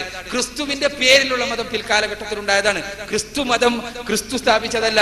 ക്രിസ്തുവിന് ശേഷം ക്രിസ്തുവിന്റെ അനുയായികളെ ചീത്ത പറയാൻ വേണ്ടി ബാക്കിയുള്ളവർ പറഞ്ഞതാണ് അവർ ക്രിസ്ത്യാനികൾ എന്ന്. ക്രിസ്തുവിന്റെ അനുയായികളെ ചീത്ത പറയാൻ വേണ്ടി, അവരെ വികൃതവൽക്കരിക്കാൻ വേണ്ടി മറ്റുള്ളവർ ജാതികളിൽപ്പെട്ടവർ പറഞ്ഞതാണ് ഇതാ ക്രിസ്ത്യാനി എന്ന്. അത് പിന്നീട് ക്രിസ്തു മതം ആയിത്തീരുകയാണ് ഉണ്ടായത് എന്നുള്ളതാണ് സത്യം.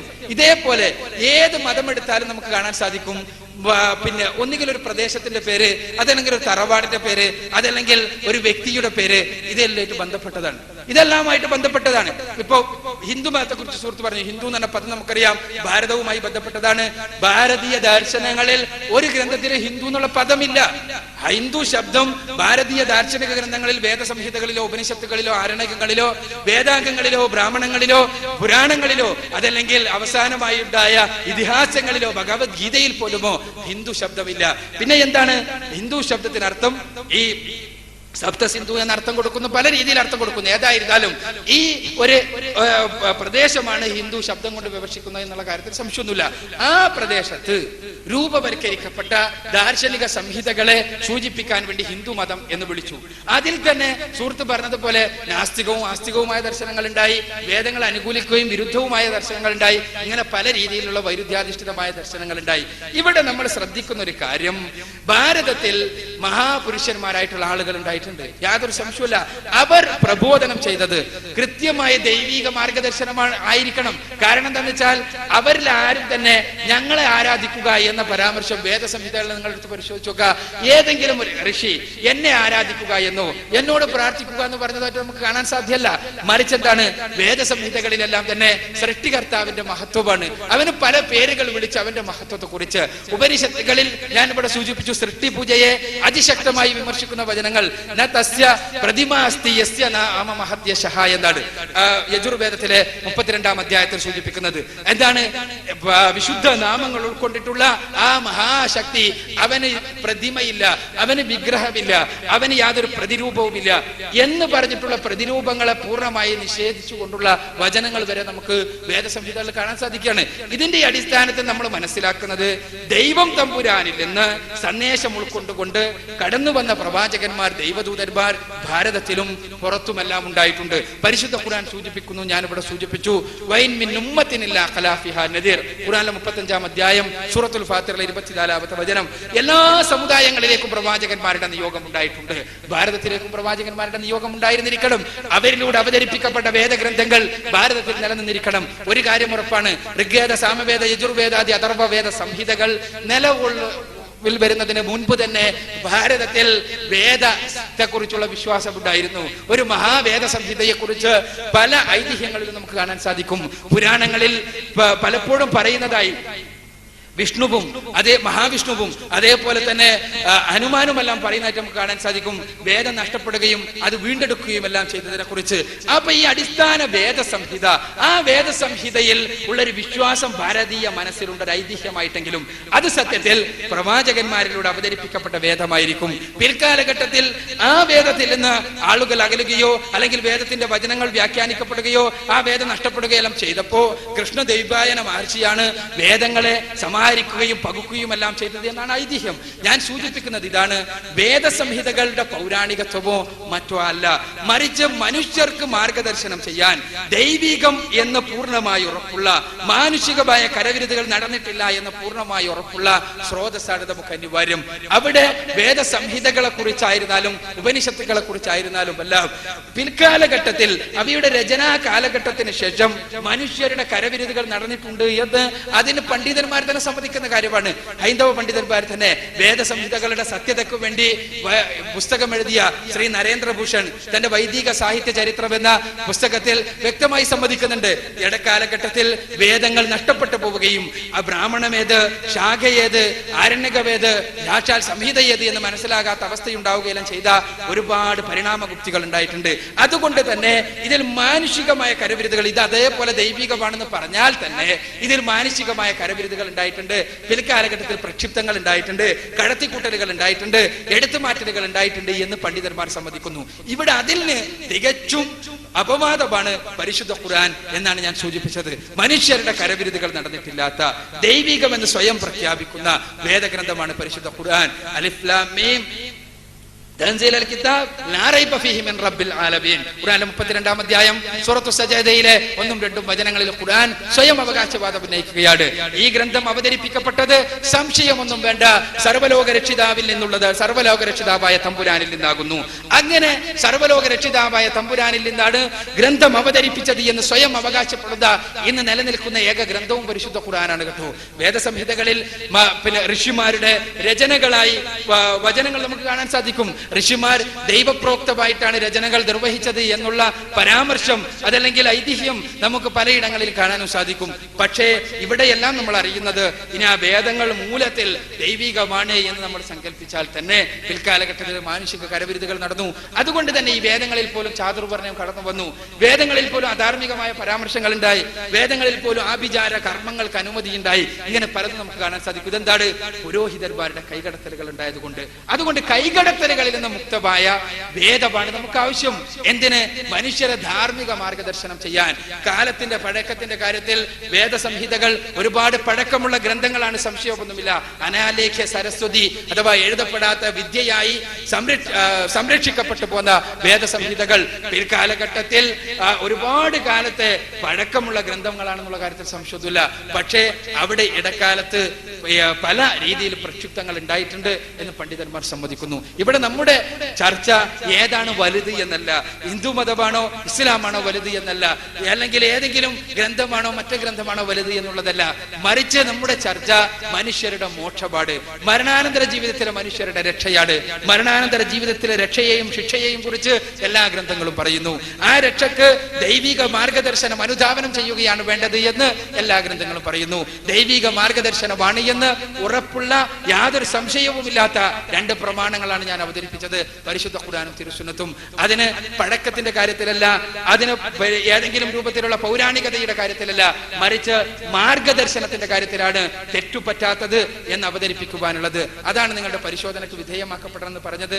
ഭാരതീയ ഷഡ്ദർശനങ്ങളെ കുറിച്ച് ചർച്ച ഇതേപോലെയുള്ള ഒരു ചർച്ചയിൽ, മോക്ഷവുമായി ബന്ധപ്പെട്ട ചർച്ചയിൽ അപ്രസക്തങ്ങളാണ് എങ്കിൽ ആ ഷഡ്ദർശനങ്ങളും പിന്നെ അതോടനുബന്ധിച്ച പിന്നെ ദ്വൈത അദ്വൈത വിശിഷ്ടാദ്വൈത ദ്വൈതാദ്വൈത സിദ്ധാന്തങ്ങളെല്ലാം വിശദീകരിച്ചാൽ തന്നെ മണിക്കൂറുകൾ ഒരുപാട് വേണ്ടി വരും എന്നുള്ളത് കൊണ്ട് നമ്മളൊരു മൂലം കണ്ടുകൊണ്ട്, ഒരു അടിസ്ഥാന ആദർശം കണ്ടുകൊണ്ടുള്ള ചർച്ചയായതുകൊണ്ടാണ് അത്തരം വിഷയങ്ങൾ കടന്നു വരാതിരുന്നത് എന്നുകൂടി സൂചിപ്പിക്കാം.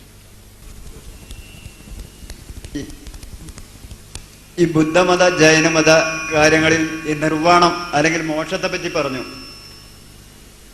ഈ മോക്ഷം എന്ന് ഉദ്ദേശിക്കുന്ന ആത്മാവ് ഈ ബൗദ്ധ ജൈനന്മാർ ജീവാത്മാവിനെയാണ് ഉദ്ദേശിക്കുന്നത്.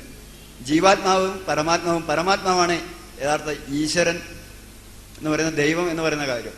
അപ്പോൾ അവർ ദൈവത്തിനെ അംഗീകരിക്കുന്നില്ല എന്നുള്ള കാര്യത്തിൽ സംശയമില്ലല്ലോ. അപ്പോൾ ഈ ജീവാത്മാവിന് മാത്രമേ അവർ പ്രാധാന്യം കൊടുത്തിട്ടുള്ളൂ. അതുകൊണ്ടാണ് ബുദ്ധനെ ഒരു ദൈവമായിട്ടും ഈ ജൈനനെ ദൈവമായിട്ടും ബുദ്ധമതക്കാരും ജൈനമതക്കാരും കരുതി പോരുന്നത്. അപ്പോൾ ഈ മോക്ഷം എന്ന് യഥാർത്ഥത്തിൽ പറഞ്ഞാൽ ഈ വീണ്ടും ഞങ്ങൾ ഈ ഹൈന്ദവ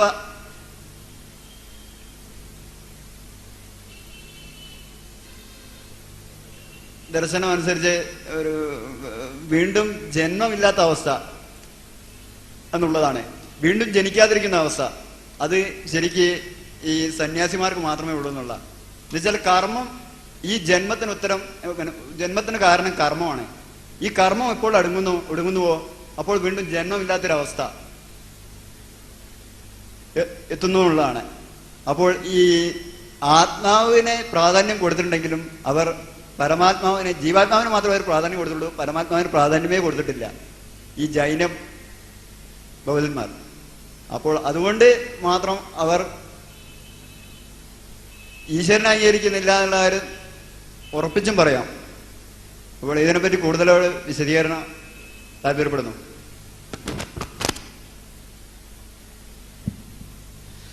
ഇവിടെ സുഹൃത്തിന്റെ വാദത്തെ ഞാൻ ഗണ്ണിക്കുകയല്ല. എന്താന്ന് വെച്ചാൽ ബൗദ്ധ ജൈന ദർശനങ്ങളെ സംബന്ധിച്ചിടത്തോളം നമ്മൾക്ക് അറിയാൻ സാധിക്കുന്ന ഒരു വസ്തുത, അവയുടെ മൂലകൃതികൾ നമുക്ക് ലഭ്യമല്ല ഇന്നും. പിൽക്കാലഘട്ടത്തിൽ വർദ്ധമാന മഹാവീരനും ശ്രീബുദ്ധനുമെല്ലാം ശേഷം ഒരുപാട് കാലം കഴിഞ്ഞ് രചിക്കപ്പെട്ട കഥകളും പിടികങ്ങളും എല്ലാപാട് നമ്മുടെ കയ്യിലുള്ളത്. ഇതിന്റെ അടിസ്ഥാനത്തിലാണ് നമ്മൾ ഇവരെ കൊണ്ട് വിശ്വാസത്തെയും ഇവരുടെ സങ്കല്പങ്ങളെയും കുറിച്ച് നമ്മൾ സിദ്ധാന്തത്തിലെത്തുന്നത്. ഇവിടെ രണ്ട് കാര്യം. ഒന്ന്, ജീവാത്മാവ് തന്നെ, ജീവാത്മാവ് അനശ്വരമാണ്. ആ അനശ്വരത നേടിക്കൊടുക്കുന്നത് എന്താണ്? ഒരു അടിസ്ഥാന പ്രശ്നമുണ്ടത്. അതേപോലെ തന്നെ പുനർജനനം, ഇവിടെ പറഞ്ഞു പുനർജന്മ സിദ്ധാന്തം. ആ പുനർജന്മ സിദ്ധാന്തത്തിന്റെ അടിസ്ഥാനത്തിൽ പുനർജന്മം ഉണ്ടാകുന്നത് ആര് നിയന്ത്രിക്കുന്നു? അതൊരു പ്രശ്നമുണ്ട്. ഒരു നിയന്ത്രണം അനിവാര്യമാണ്. എന്ത് നന്മ ചെയ്തവൻ പന്നിയോ, നന്മ ചെയ്തവൻ ബ്രാഹ്മണ ക്ഷത്രിയ വൈശ്യാദികളായി ജനിക്കുന്നു. തിന്മ ചെയ്തവനോ പിന്നെ പന്നിയുടെയോ പട്ടിയുടെയോ ചണ്ടാളന്റെയോ ജനനേന്ദ്രിയത്തിൽ ജനിക്കുന്നു. എങ്കിൽ ഇത് ആരാണ് നിയന്ത്രിക്കുന്നത്? ഈ ജനനത്തിന് തിന്മയും നന്മയും കണക്കാക്കിയിട്ട് നിയന്ത്രിക്കുന്ന മറ്റൊരാൾ ആവശ്യമുണ്ട്. ആ ആൾ ആരാണ്? ഇങ്ങനത്തെ ഒരുപാട് പ്രശ്നങ്ങളുണ്ട്. ഇതിന്റെ അടിസ്ഥാനത്തിലാണ് ഞാൻ പറഞ്ഞത് കേവല ഭൗതിക ദർശനങ്ങളായി ഇവയെ കാണാൻ സാധ്യമല്ല എന്ന് ഞാൻ പറഞ്ഞത്. ഒരാത്മീയ ദർശനം എന്ന് പറയാം. അതേസമയം ദൈവ ദർശനമായിട്ട് പറയണമെങ്കിൽ ദൈവത്തെ കുറിച്ചുള്ള കൃത്യമായ, പരമാത്മാവിനെ കുറിച്ചുള്ള കൃത്യമായ പരാമർശം വേണം. അത് കിട്ടിയിടത്തോളമുള്ള രേഖകളിൽ ഇല്ല എന്ന് സുഹൃത്ത് പറഞ്ഞത് ശരിയാണ്. ഇവിടെ വേറൊരു ധാരണ കൂടി ഞാൻ തിരുത്തണം എന്ന് ഉദ്ദേശിക്കുകയാണ്. മറ്റൊന്നുമല്ല, ഹൈന്ദവ ദർശനത്തെ കുറിച്ച് പറഞ്ഞപ്പോ ഹിന്ദുക്കളുടെ വിശ്വാസപ്രകാരം എന്താണ്, മനുഷ്യർ പുനർജനിച്ചു കൊണ്ടിരിക്കുന്നു. ഈ പുനർജന്മ ചക്രം അവസാനമായി ദൈവത്തിൽ, പരമാത്മാവിൽ വിലയം പ്രാപിക്കുകയാണ് ചെയ്യുന്നത്. ജന്മമില്ലാത്ത അവസ്ഥയിലേക്കുള്ള പ്രയാണം എന്ന് പറഞ്ഞു. സത്യത്തിൽ അവിടെ ചെറിയൊരു വിയോജനമുണ്ട്. കാരണം എന്താണെന്ന് വെച്ചാൽ ഈ പുനർജന്മ സിദ്ധാന്തം ഉണ്ടല്ലോ വേദസംഹിതകളിൽ എവിടെയില്ല. ഹൈന്ദവ ഗ്രന്ഥങ്ങളെ സംബന്ധിച്ചിടത്തോളം ഏറ്റവും അടിസ്ഥാനപരമായ ഗ്രന്ഥങ്ങൾ വേദസംഹിതകളാണ്.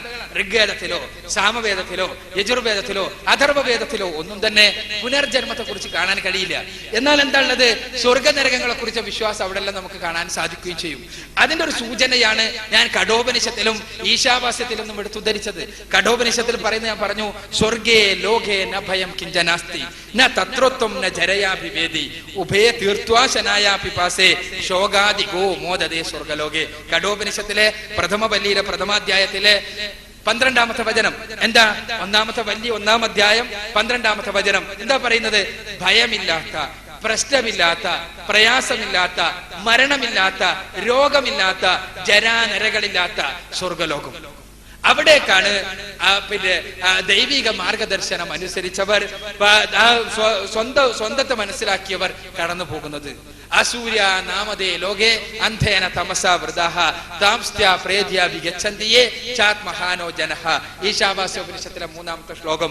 സൂര്യരഹിതങ്ങളായ ലോകങ്ങൾ, ആത്മഘാതികൾ കടന്നു പോകാനിരിക്കുന്ന അഘോരാന്ധകാരത്തിലെ ലോകം, നരകലോകം, യമലോകം, അതിനെക്കുറിച്ച് പറയുന്നു. അപ്പോ ഹൈന്ദവ സിദ്ധാന്തത്തിന്റെ അടിത്തറ ഈ പുനർജന്മ വിശ്വാസമാണെന്ന് പറയാൻ സാധ്യമല്ല. പുനർജന്മ വിശ്വാസം നമുക്ക് കാണാൻ സാധിക്കുക ആദ്യമായി ഛന്ദഗ്യോപനിഷത്തിലാണ്. ഛന്ദഗ്യോപനിഷത്തിലെ 5-ാം മണ്ഡലത്തിലെ 10-ാം അധ്യായത്തിലെ 7ാമത്തെ വചനത്തിലാണ് നമ്മൾ ആദ്യമായി പുനർജന്മ വിശ്വാസം കാണുന്നത്. ആ പുനർജന്മ വിശ്വാസമാകട്ടെ നമ്മൾ വായിച്ചാൽ ഏത് രൂപത്തിലുള്ള ഒരു ഭാരതീയ ദാർശനിക സന്ധിയിലാണ് ഈ പുനർജന്മ വിശ്വാസം ഉണ്ടായി വന്നത് എന്ന് നമുക്ക് മനസ്സിലാവും ചെയ്യും. ഞാനത് ആ വചനം അതേപോലെ ഉദ്ധരിക്കുകയാണ്. ഛന്ദഗ്യോപനിഷത്ത് ഗദ്യ ഉപനിഷത്താണ്. അതുകൊണ്ട് തന്നെ വചനങ്ങൾ ഒരുപാട് നീളമുള്ളതാണ്. അതിന്റെ പരിഭാഷ ഞാൻ പറയുകയാണ്. എന്താണ്? ഈ ജന്മത്തിൽ സ്വധർമ്മം അനുഷ്ഠിച്ചുകൊണ്ട് നന്മ ചെയ്തിട്ടുള്ള ആളുകൾ അടുത്ത ജന്മത്തിൽ ബ്രാഹ്മണനോ ക്ഷത്രിയനോ വൈശ്യനോ ആയി ജനിക്കുന്നു. ഈ ജന്മത്തിൽ സ്വധർമ്മം അനുഷ്ഠിക്കാതെ തിന്മ ചെയ്ത് ജീവിച്ച ആളുകൾ പന്നിയോ പട്ടിയോ ചണ്ടാളനോ ആയി ജനിക്കുന്നു എന്നാണ്. പണ്ടാളനോ ആയി ജനിക്കുന്നു എന്നല്ല, ചണ്ടാള യോനിയിലോ ജനിക്കുന്നു തന്നെയാണ്. അത് അങ്ങനെ തന്നെയാണ്, ആ ജനനേന്ദ്രിയത്തിൽ ജനിക്കുന്നു എന്ന് തന്നെയാണ് വിശദീകരണം. അപ്പോ വിശദീകരണമല്ല, വചനങ്ങളിൽ തന്നെ പറഞ്ഞിട്ടുള്ളത് ബ്രാഹ്മണ യോനിംവ ക്ഷത്രിയ യോനിംവ വൈശ്യ യോനിംവ, വൈശ്യന്റെയും ബ്രാഹ്മണന്റെയും ക്ഷത്രിയന്റെയും യോനിയിൽ ജനനേന്ദ്രിയത്തിൽ ജനിക്കുന്നു എന്ന് തന്നെയാണ്. അപ്പൊ ഞാനിത് സൂചിപ്പിക്കുന്നത് എന്താണെന്ന് വെച്ചാൽ, ഇത് നമുക്ക് കൃത്യമായിട്ട് മനസ്സിലാക്കി തരുന്നു പുനർജന്മ വിശ്വാസം എന്നാണ് ഉണ്ടായി വന്നത് എന്നാണ് ജാതിയുമായി ബന്ധപ്പെട്ടുകൊണ്ടാണ്. എന്താ? ബ്രാഹ്മണ ക്ഷത്രിയ വൈശ്യാദികൾ ഇപ്പോൾ അനുഭവിച്ചു കൊണ്ടിരിക്കുന്ന സുഖ സൗകര്യങ്ങൾക്ക് കാരണം അവർ കഴിഞ്ഞ ജന്മത്തിൽ ചെയ്ത നന്മകളാണ് എന്നും, ഇപ്പോൾ പന്നിയെയും പട്ടിയെയും പോലെ ചണ്ടാളൻ അടിസ്ഥാന വർഗം ആ അനുഭവിച്ചു കൊണ്ടിരിക്കുന്ന പ്രയാസങ്ങൾക്ക് കാരണം അവർ കഴിഞ്ഞ ജന്മത്തിൽ ചെയ്ത തിന്മകളാണ് എന്നും വരുത്തി തീർക്കുവാൻ വേണ്ടി പൗരോഹിത്യം പടച്ച ഒരു സിദ്ധാന്തമാണിത് എന്ന് കൃത്യമായി മനസ്സിലാകുന്നുണ്ട് ഇതിൽ നിന്ന്. മാത്രമല്ല, എന്താണ് ഇതിൽ നിന്ന് രക്ഷപ്പെടാനുള്ള മാർഗം അതുകൂടി പറഞ്ഞാൽ നമുക്ക് കൃത്യമായി. എന്താ? ചണ്ടാളന് പന്നിയെയും പട്ടിയെയും പോലെയുള്ള ചണ്ടാളന് അടുത്ത ജന്മത്തിലെങ്കിലും ബ്രാഹ്മണനോ ക്ഷത്രിയനോ വൈശ്യനോ ആയി ജനിക്കണമെങ്കിൽ എന്ത് ചെയ്യണം? അവൻ ധർമ്മം ചെയ്യണം, സ്വധർമ്മം അനുഷ്ഠിക്കണം. എന്താണ് ചണ്ടാളന്റെ സ്വധർമ്മം? ബ്രാഹ്മണ ക്ഷത്രിയ വൈശ്യാദികളുടെ ദാസ്യവേല. അപ്പൊ ഈ ജന്മത്തിൽ ബ്രാഹ്മണ ക്ഷത്രിയ വൈശ്യാദികളുടെ ദാസ്യവേല യാതൊരു വിധത്തിലുമുള്ള പ്രയാസമില്ലാതെ പ്രതിഷേധമില്ലാതെ അനുഷ്ഠിച്ചാൽ അടുത്ത ജന്മത്തിലെങ്കിലും ബ്രാഹ്മണ ക്ഷത്രിയ വൈശ്യാദികളിൽ ജനിക്കാനുള്ള അവസരം ലഭിക്കും എന്ന് പഠിപ്പിക്കാൻ വേണ്ടി പഠിച്ചെടുത്ത ഒരു സിദ്ധാന്തമാണ് സത്യത്തിൽ ഈ പുനർജന്മ സിദ്ധാന്തം. വൈദിക പ്രാമാണ്യമുള്ള സിദ്ധാന്തമല്ല ഇത്. മാത്രമല്ല, ഈ ചന്ദഗ്യോപനിഷത്തിൽ തന്നെ ഈ സിദ്ധാന്തം പറയുമ്പോൾ ഒരുപാട് കാലമായി വേദമെല്ലാം പഠിച്ച ജൈവല്യ മഹാരാജാവെല്ലാം അത്ഭുതത്തോടുകൂടി ഈ സിദ്ധാന്തം കേട്ടിരിക്കുന്നത് നമുക്ക് കാണാൻ സാധിക്കും. അപ്പൊ ഞാൻ സൂചിപ്പിക്കുന്നത് വെച്ചാൽ, അത് ഇവിടെ ഉണ്ടായിരുന്ന മരണാനന്തര ജീവിതത്തിലുള്ള വിശ്വാസം, മരണാനന്തര ജീവിതത്തിലുള്ള വിശ്വാസത്തിന്റെ പ്രത്യേകത എന്താണെന്ന് വെച്ചാൽ, അവിടെ ഉച്ചനീചത്വങ്ങളില്ല. മനുഷ്യൻ കർമ്മങ്ങൾക്കനുസരിച്ച് അവന്റെ വിശ്വാസപ്രകാരം മനസ്സളക്കാൻ സാധിക്കുന്ന, കർമ്മങ്ങളെ കൃത്യമായി അളക്കാൻ സാധിക്കുന്ന പടച്ച തമ്പുരാൻ, സൃഷ്ടികർത്താവായ തമ്പുരാൻ, അവൻ പ്രതിഫലം നൽകുന്നു. അവിടെ യാതൊരു വിധത്തിലുള്ള അനീതിയുമില്ല, ഉച്ചനീചത്വങ്ങളില്ല, ആരെയെങ്കിലും പ്രത്യേകമായി പരിഗണിക്കുന്ന പ്രശ്നമില്ല. ആരുടെ വിശ്വാസമാണോ ശരി, ആരുടെ കർമ്മമാണോ ശരി, ആരുടെ മനഃശുദ്ധിയാണോ ശരി, അതിനനുസരിച്ച് അവർക്ക് പ്രതിഫലം നൽകപ്പെടുന്നു. ഇതിന് പകരം പുനർജന്മ വിശ്വാസം സൃഷ്ടിക്കപ്പെട്ടത് ആ പരലോക വിശ്വാസം നിലനിൽക്കുമ്പോ ബ്രാഹ്മണനായിരുന്നാലും ചണ്ടാളനായിരുന്നാലും ശൂദ്രനായിരുന്നാലും എല്ലാം അവന്റെ വിശ്വാസത്തിന്റെയും കർമ്മത്തിന്റെയും അടിസ്ഥാനത്തിൽ പ്രതിഫലം നൽകപ്പെടും. അതുകൊണ്ട് തന്നെ ആരും ആരെക്കാളും ഉന്നതനല്ല. പരിശുദ്ധ ഖുർആൻ പറഞ്ഞല്ലോ, യാ അയ്യുഹന്നാസ് ഇന്നാ ഖലഖനാകും മിൻ ദക്കറിൻ വഉൻസാ വജഅൽനാകും ശുഊബൻ വഖബായില ലിതആറഫു ഇന്ന അക്രമകും ഇൻദല്ലാഹി അത്ഖാകും. ഖുർആനിലെ 49-ാം അധ്യായം സൂറത്തുൽ ഹുജറാത്തിലെ 13-ാമത്തെ വചനം, മനുഷ്യ സമൂഹമേ, നിങ്ങളെയെല്ലാം ഒരൊറ്റ മാതാപിതാക്കളിൽ നിന്നാകുന്നു സൃഷ്ടിക്കപ്പെട്ടിട്ടുള്ളത്. നിങ്ങളെല്ലാം ഒരേ മാതാപിതാക്കളുടെ മക്കളാണ്. നിങ്ങളുടെ തറവാടുകളും ഗോത്രങ്ങളും വർഗങ്ങളും ഒന്നും ആരും ആരെക്കാളും ഉന്നതരാകുവാൻ വേണ്ടിയുള്ളതല്ല, മറിച്ച് നിങ്ങൾ പരസ്പരം തിരിച്ചറിയുവാൻ വേണ്ടിയുള്ള മേൽവിലാസങ്ങൾ മാത്രമാണ്. നിങ്ങൾ തിരിച്ചറിയാനുള്ള മേൽവിലാസം ഇന്ന നാട്ടുകാരനാണ്, ഇന്ന പ്രദേശത്തുകാരനാണ്, ഇന്ന തറവാട്ടുകാരനാണ്, ഇന്ന ഗോത്രക്കാരനാണ് എന്ന് തിരിച്ചറിയാൻ. നിങ്ങളിൽ ഉത്തമൻ കറുത്തവനല്ല, വെളുത്തവനുമല്ല, മണക്കാരനല്ല, പണിക്കാരനുമല്ല, ഏതെങ്കിലും ദേശത്തുകാരനല്ല, ഏതെങ്കിലും വർഗക്കാരനല്ല, മറിച്ച് നിങ്ങളിൽ ഉത്തമൻ ആരാണോ പടച്ച തമ്പുരാനിൽ വിശ്വാസത്തിൽ അധിഷ്ഠിതമായ കർമ്മം വഴി അവനിൽ അടുത്തിരിക്കുന്നത്, ആരാണോ മുത്തഖികളായിട്ടുള്ളത്, അവരാകുന്നു നിങ്ങളിൽ ഉത്തമന്മാർ. അതാണ് വിശ്വാസത്തിൽ അധിഷ്ഠിതമായ കർമ്മം. ഇതാണ് മരണാനന്തര ജീവിതത്തിലെ രക്ഷയുടെ മാർഗമെന്നും അതാണ് മനുഷ്യന്റെ ഔന്നത്യത്തിന്റെ അടിസ്ഥാനമെന്നും പഠിപ്പിക്കുന്ന, മരണാനന്തര ജീവിതത്തിലും സ്വർഗനരകങ്ങളിലുമുള്ള വിശ്വാസത്തിന്റെ കടക്ക് കത്തിവെക്കുകയും ജന്മത്തിന്റെ അടിസ്ഥാനത്തിൽ ജാതിയുടെ അടിസ്ഥാനത്തിൽ മോക്ഷം പഠിപ്പിക്കുന്ന ദർശനങ്ങൾ, ആ തത്വശാസ്ത്രങ്ങൾ പിൽക്കാലഘട്ടത്തിൽ വിജയം നേടുകയും ചെയ്തതിന്റെ ഫലമായിട്ടാണ് പുനർജന്മ സിദ്ധാന്തം ഉണ്ടായി വന്നത് എന്നുള്ളതാണ് സത്യം.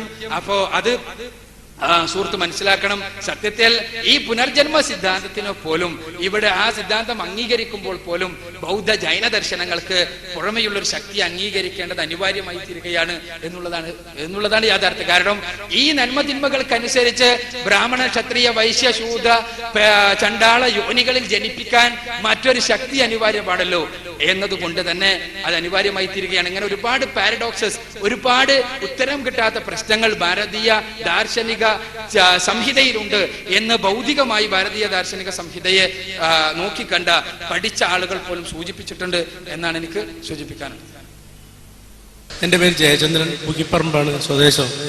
ഹിന്ദുമതത്തിൽ ഈ നമ്മുടെ പുനർജന്മത്തെ കുറിച്ച് പറയുന്നുണ്ട്. അതായത് ഒരാൾ മരിച്ചാൽ അദ്ദേഹത്തിന്റെ ശരീരം നശിക്കുന്നു, ജീവൻ നിലനിൽക്കുന്നു. ഈ ജീവൻ വേറൊരു സ്ത്രീയുടെ ഗർഭപാത്രത്തിൽ വന്ന് ഒരാളായി മാറുന്നു. ഇസ്ലാമിന്റെ വീക്ഷണം എന്താണ്?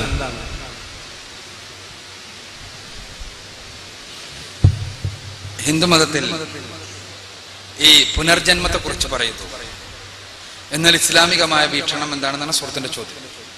ഇവിടെ പുനർജന്മം എന്ന് പറയുമ്പോൾ പൊതുവായി ഹിന്ദുമതത്തിൽ അത് പറയുന്നു എന്ന് പറയുന്നതിന് മുൻപ് എന്തുകൊണ്ട്, എപ്പോൾ എന്നീ തുടങ്ങിയ കാര്യങ്ങൾ നമ്മൾ മനസ്സിലാക്കണം എന്നാണ് എനിക്ക് സൂചിപ്പിക്കാനുള്ളത്. ഒന്നാമതായി, പുനർജന്മം എന്ന് പറയുമ്പോൾ എന്താണ്?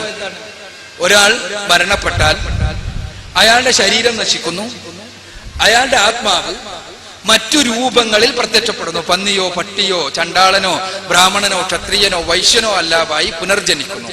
അത് അയാളുടെ കർമ്മത്തിന്റെ അടിസ്ഥാനത്തിൽ. ഇതാണ് പുനർജന്മ വിശ്വാസം, അല്ലെ? അപ്പോ ഈ അയാളുടെ നന്മയാണ് ചെയ്തതെങ്കിൽ അതിനനുസരിച്ച് അയാൾ ഉന്നതനാകുന്നു, തിന്മയാണ് ചെയ്തതെങ്കിൽ പന്നിയും പട്ടിയും അല്ലാതായി അതേപോലെ തന്നെ അധമനായി ജനിക്കുന്നു. ഇതാണ് പുനർജന്മ വിശ്വാസം. സത്യത്തിൽ ഹൈന്ദവ അടിസ്ഥാന ഗ്രന്ഥങ്ങളിൽ ഒന്നും തന്നെ പുനർജന്മ വിശ്വാസം കാണുന്നില്ല.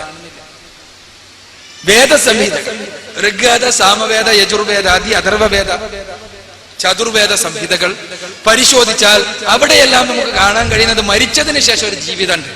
ആ ജീവിതത്തിൽ നന്മതിന്മകൾക്ക് കൃത്യമായ പ്രതിഫലം ലഭിക്കും എന്നുള്ള വിശ്വാസമാണ്. അത് തന്നെയാണ് ആദ്യ കാലഘട്ടത്തിലുള്ള ഉപനിഷത്തുകളിലും കാണാൻ കഴിയുന്നത്.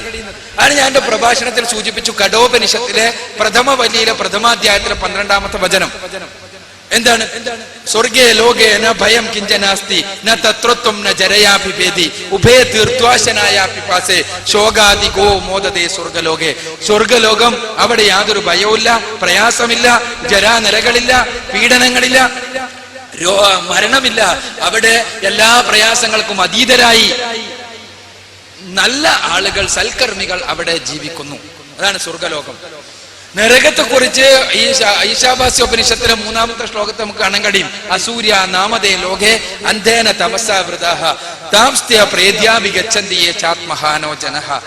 നരകലോക അഥവാ സൂര്യരഹിതങ്ങളായ ലോകങ്ങൾ, അവിടേക്കാണ് ആത്മഘാതികൾ കടന്നു പോകുന്നത്. ആത്മാവിനെ അറിയാത്തവർ, ദൈവത്തെ മനസ്സിലാക്കാത്തവർ, സ്വന്തം ജീവിതത്തിന്റെ അർത്ഥത്തെ കുറിച്ച് മനസ്സിലാക്കാത്തവർ കടന്നു പോകുന്നത് ആ ലോകത്തിലേക്കാണ്. അപ്പോ സ്വർഗ നരകങ്ങളെ കുറിച്ചുള്ള വിശ്വാസമാണ് ആദ്യ കാലഘട്ടത്തിൽ ഉണ്ടായിരുന്നത്. ആദ്യമായി പുനർജന്മ വിശ്വാസം നമ്മൾ കാണുന്നത് ചന്ദഗ്യോപനിഷത്തിലാണ്. ചന്ദഗ്യോപനിഷത്തിലെ 5ാമത്തെ മണ്ഡലം 10ാം അധ്യായത്തിലെ 7ാമത്തെ വചനത്തിലാണ് പുനർജന്മത്തെ കുറിച്ചുള്ള ആദ്യത്തെ പരാമർശം നമ്മൾ ഹൈന്ദവ ഗ്രന്ഥങ്ങളിൽ കാണുന്നത്. ഈ പരാമർശത്തിൽ നിന്ന് തന്നെ നമുക്ക് മനസ്സിലാക്കാൻ കഴിയും എവിടുന്നാണ് അത് വന്നത് എന്ന്. എവിടുന്നാ വന്നതെന്ന് ആ പരാമർശം ഞാൻ വായിക്കാം. ചാന്തോക്യോപനിഷത്ത് ഗദ്യപ്രധാനമായ ഉപനിഷത്താണ്. അതുകൊണ്ട് തന്നെ വളരെ ദീർഘമാണ് പരാമർശം. അതിന്റെ പരിഭാഷ ഇങ്ങനെയാണ്: ഈ ജന്മത്തിൽ നന്മ ചെയ്തവർ, അവരുടെ സ്വധർമ്മം അനുഷ്ഠിച്ചവർ അടുത്ത ജന്മത്തിൽ ബ്രാഹ്മണന്റെയോ ക്ഷത്രിയന്റെയോ വൈശ്യന്റെയോ ജനനേന്ദ്രിയത്തിൽ ജനിക്കുന്നു. കൃത്യമായി പഠിപ്പിക്കുന്നത് ബ്രാഹ്മണ യോനിംബ, ക്ഷത്രിയ യോനിംബ, വൈശ്യ യോനിംബ എന്നാണ്. അഥവാ വൈശ്യ, ബ്രാഹ്മണ, ക്ഷത്രിയാദികളുടെ ജനനേന്ദ്രിയത്തിൽ ജനിക്കുന്നു. എന്നാൽ ഈ ജന്മത്തിൽ തിന്മ ചെയ്തവൻ, ഈ ജന്മത്തിൽ സ്വധർമ്മം അനുഷ്ഠിക്കാത്തവൻ അടുത്ത ജന്മത്തിൽ പന്നിയുടെയോ പട്ടിയുടെയോ ചണ്ടാളന്റെയോ ജനനേന്ദ്രിയത്തിൽ ജനിക്കുന്നു. പന്നിയുടെയോ പട്ടിയുടെയോ ചണ്ടാളന്റെയോ, ചണ്ടാളൻ ആരാണ്? ഇവിടുത്തെ അടിസ്ഥാന വർഗം. ഇവിടെയുണ്ടായിരുന്ന ദ്രാവിഡ അടിസ്ഥാന വർഗമാണ് ചണ്ടാളൻ. അന്നത്തെ ഇതിൽ നിന്ന് തന്നെ നമുക്ക് മനസ്സിലാക്കാം ഇത് സവർണാധിപത്യത്തിന്റെ ആഗമനത്തിന് ശേഷമുണ്ടായ വചനങ്ങളാണ് എന്ന്. പന്നിയോടും പട്ടിയോടും ഒപ്പമാണ് ചണ്ടാളനെ പരാമർശിച്ചിട്ടുള്ളത്. ആ ചണ്ടാളൻ അങ്ങനെയാകാൻ കാരണം എന്താ? ഈ ജന്മത്തിൽ ബ്രാഹ്മണ ക്ഷത്രിയ വൈശ്യാദികൾ സുഖം അനുഭവിക്കാൻ കാരണം എന്താ? കഴിഞ്ഞ ജന്മത്തിൽ അവർ ചെയ്ത നന്മ കൊണ്ട്. ഈ ജന്മത്തിൽ ചണ്ടാളൻ പ്രയാസങ്ങൾ അനുഭവിക്കാൻ കാരണം എന്താ? കഴിഞ്ഞ ജന്മത്തിൽ അവർ തിന്മ ചെയ്തത് കൊണ്ട്. ഇത് വരുത്തി തീർത്ത് അവരെ ജന്മപാപത്തിന്റെ ആളുകളും ജന്മ ഗുണത്തിന്റെ ആളുകളുമായി സ്വയം ചിത്രീകരിച്ച് അങ്ങനെ ആ വർണ്ണാശ്രമ വ്യവസ്ഥക്ക് രൂഢമൂലമാക്കുവാൻ വേണ്ടി ഉണ്ടാക്കപ്പെട്ട ആദർശമാണ് പുനർജന്മ വിശ്വാസം.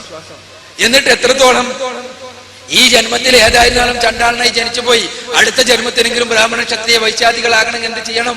ഈ ജന്മത്തിൽ സ്വധർമ്മം അനുഷ്ഠിക്കണം. ഈ ജന്മത്തിലെ സ്വധർമാനുഷ്ഠാനം എന്താണ്? ബ്രാഹ്മണ ക്ഷത്രിയ വൈശ്യാദികളുടെ ദാസ്യവേല. ചണ്ടാളന്റെ സ്വധർമാനുഷ്ഠാനം അതാണ്. അങ്ങനെയാണ് വിശ്വസിപ്പിച്ചത്. അത് ഈ അടിമത്വത്തിന്റെ ഭാഗമായി വന്നതാണ്.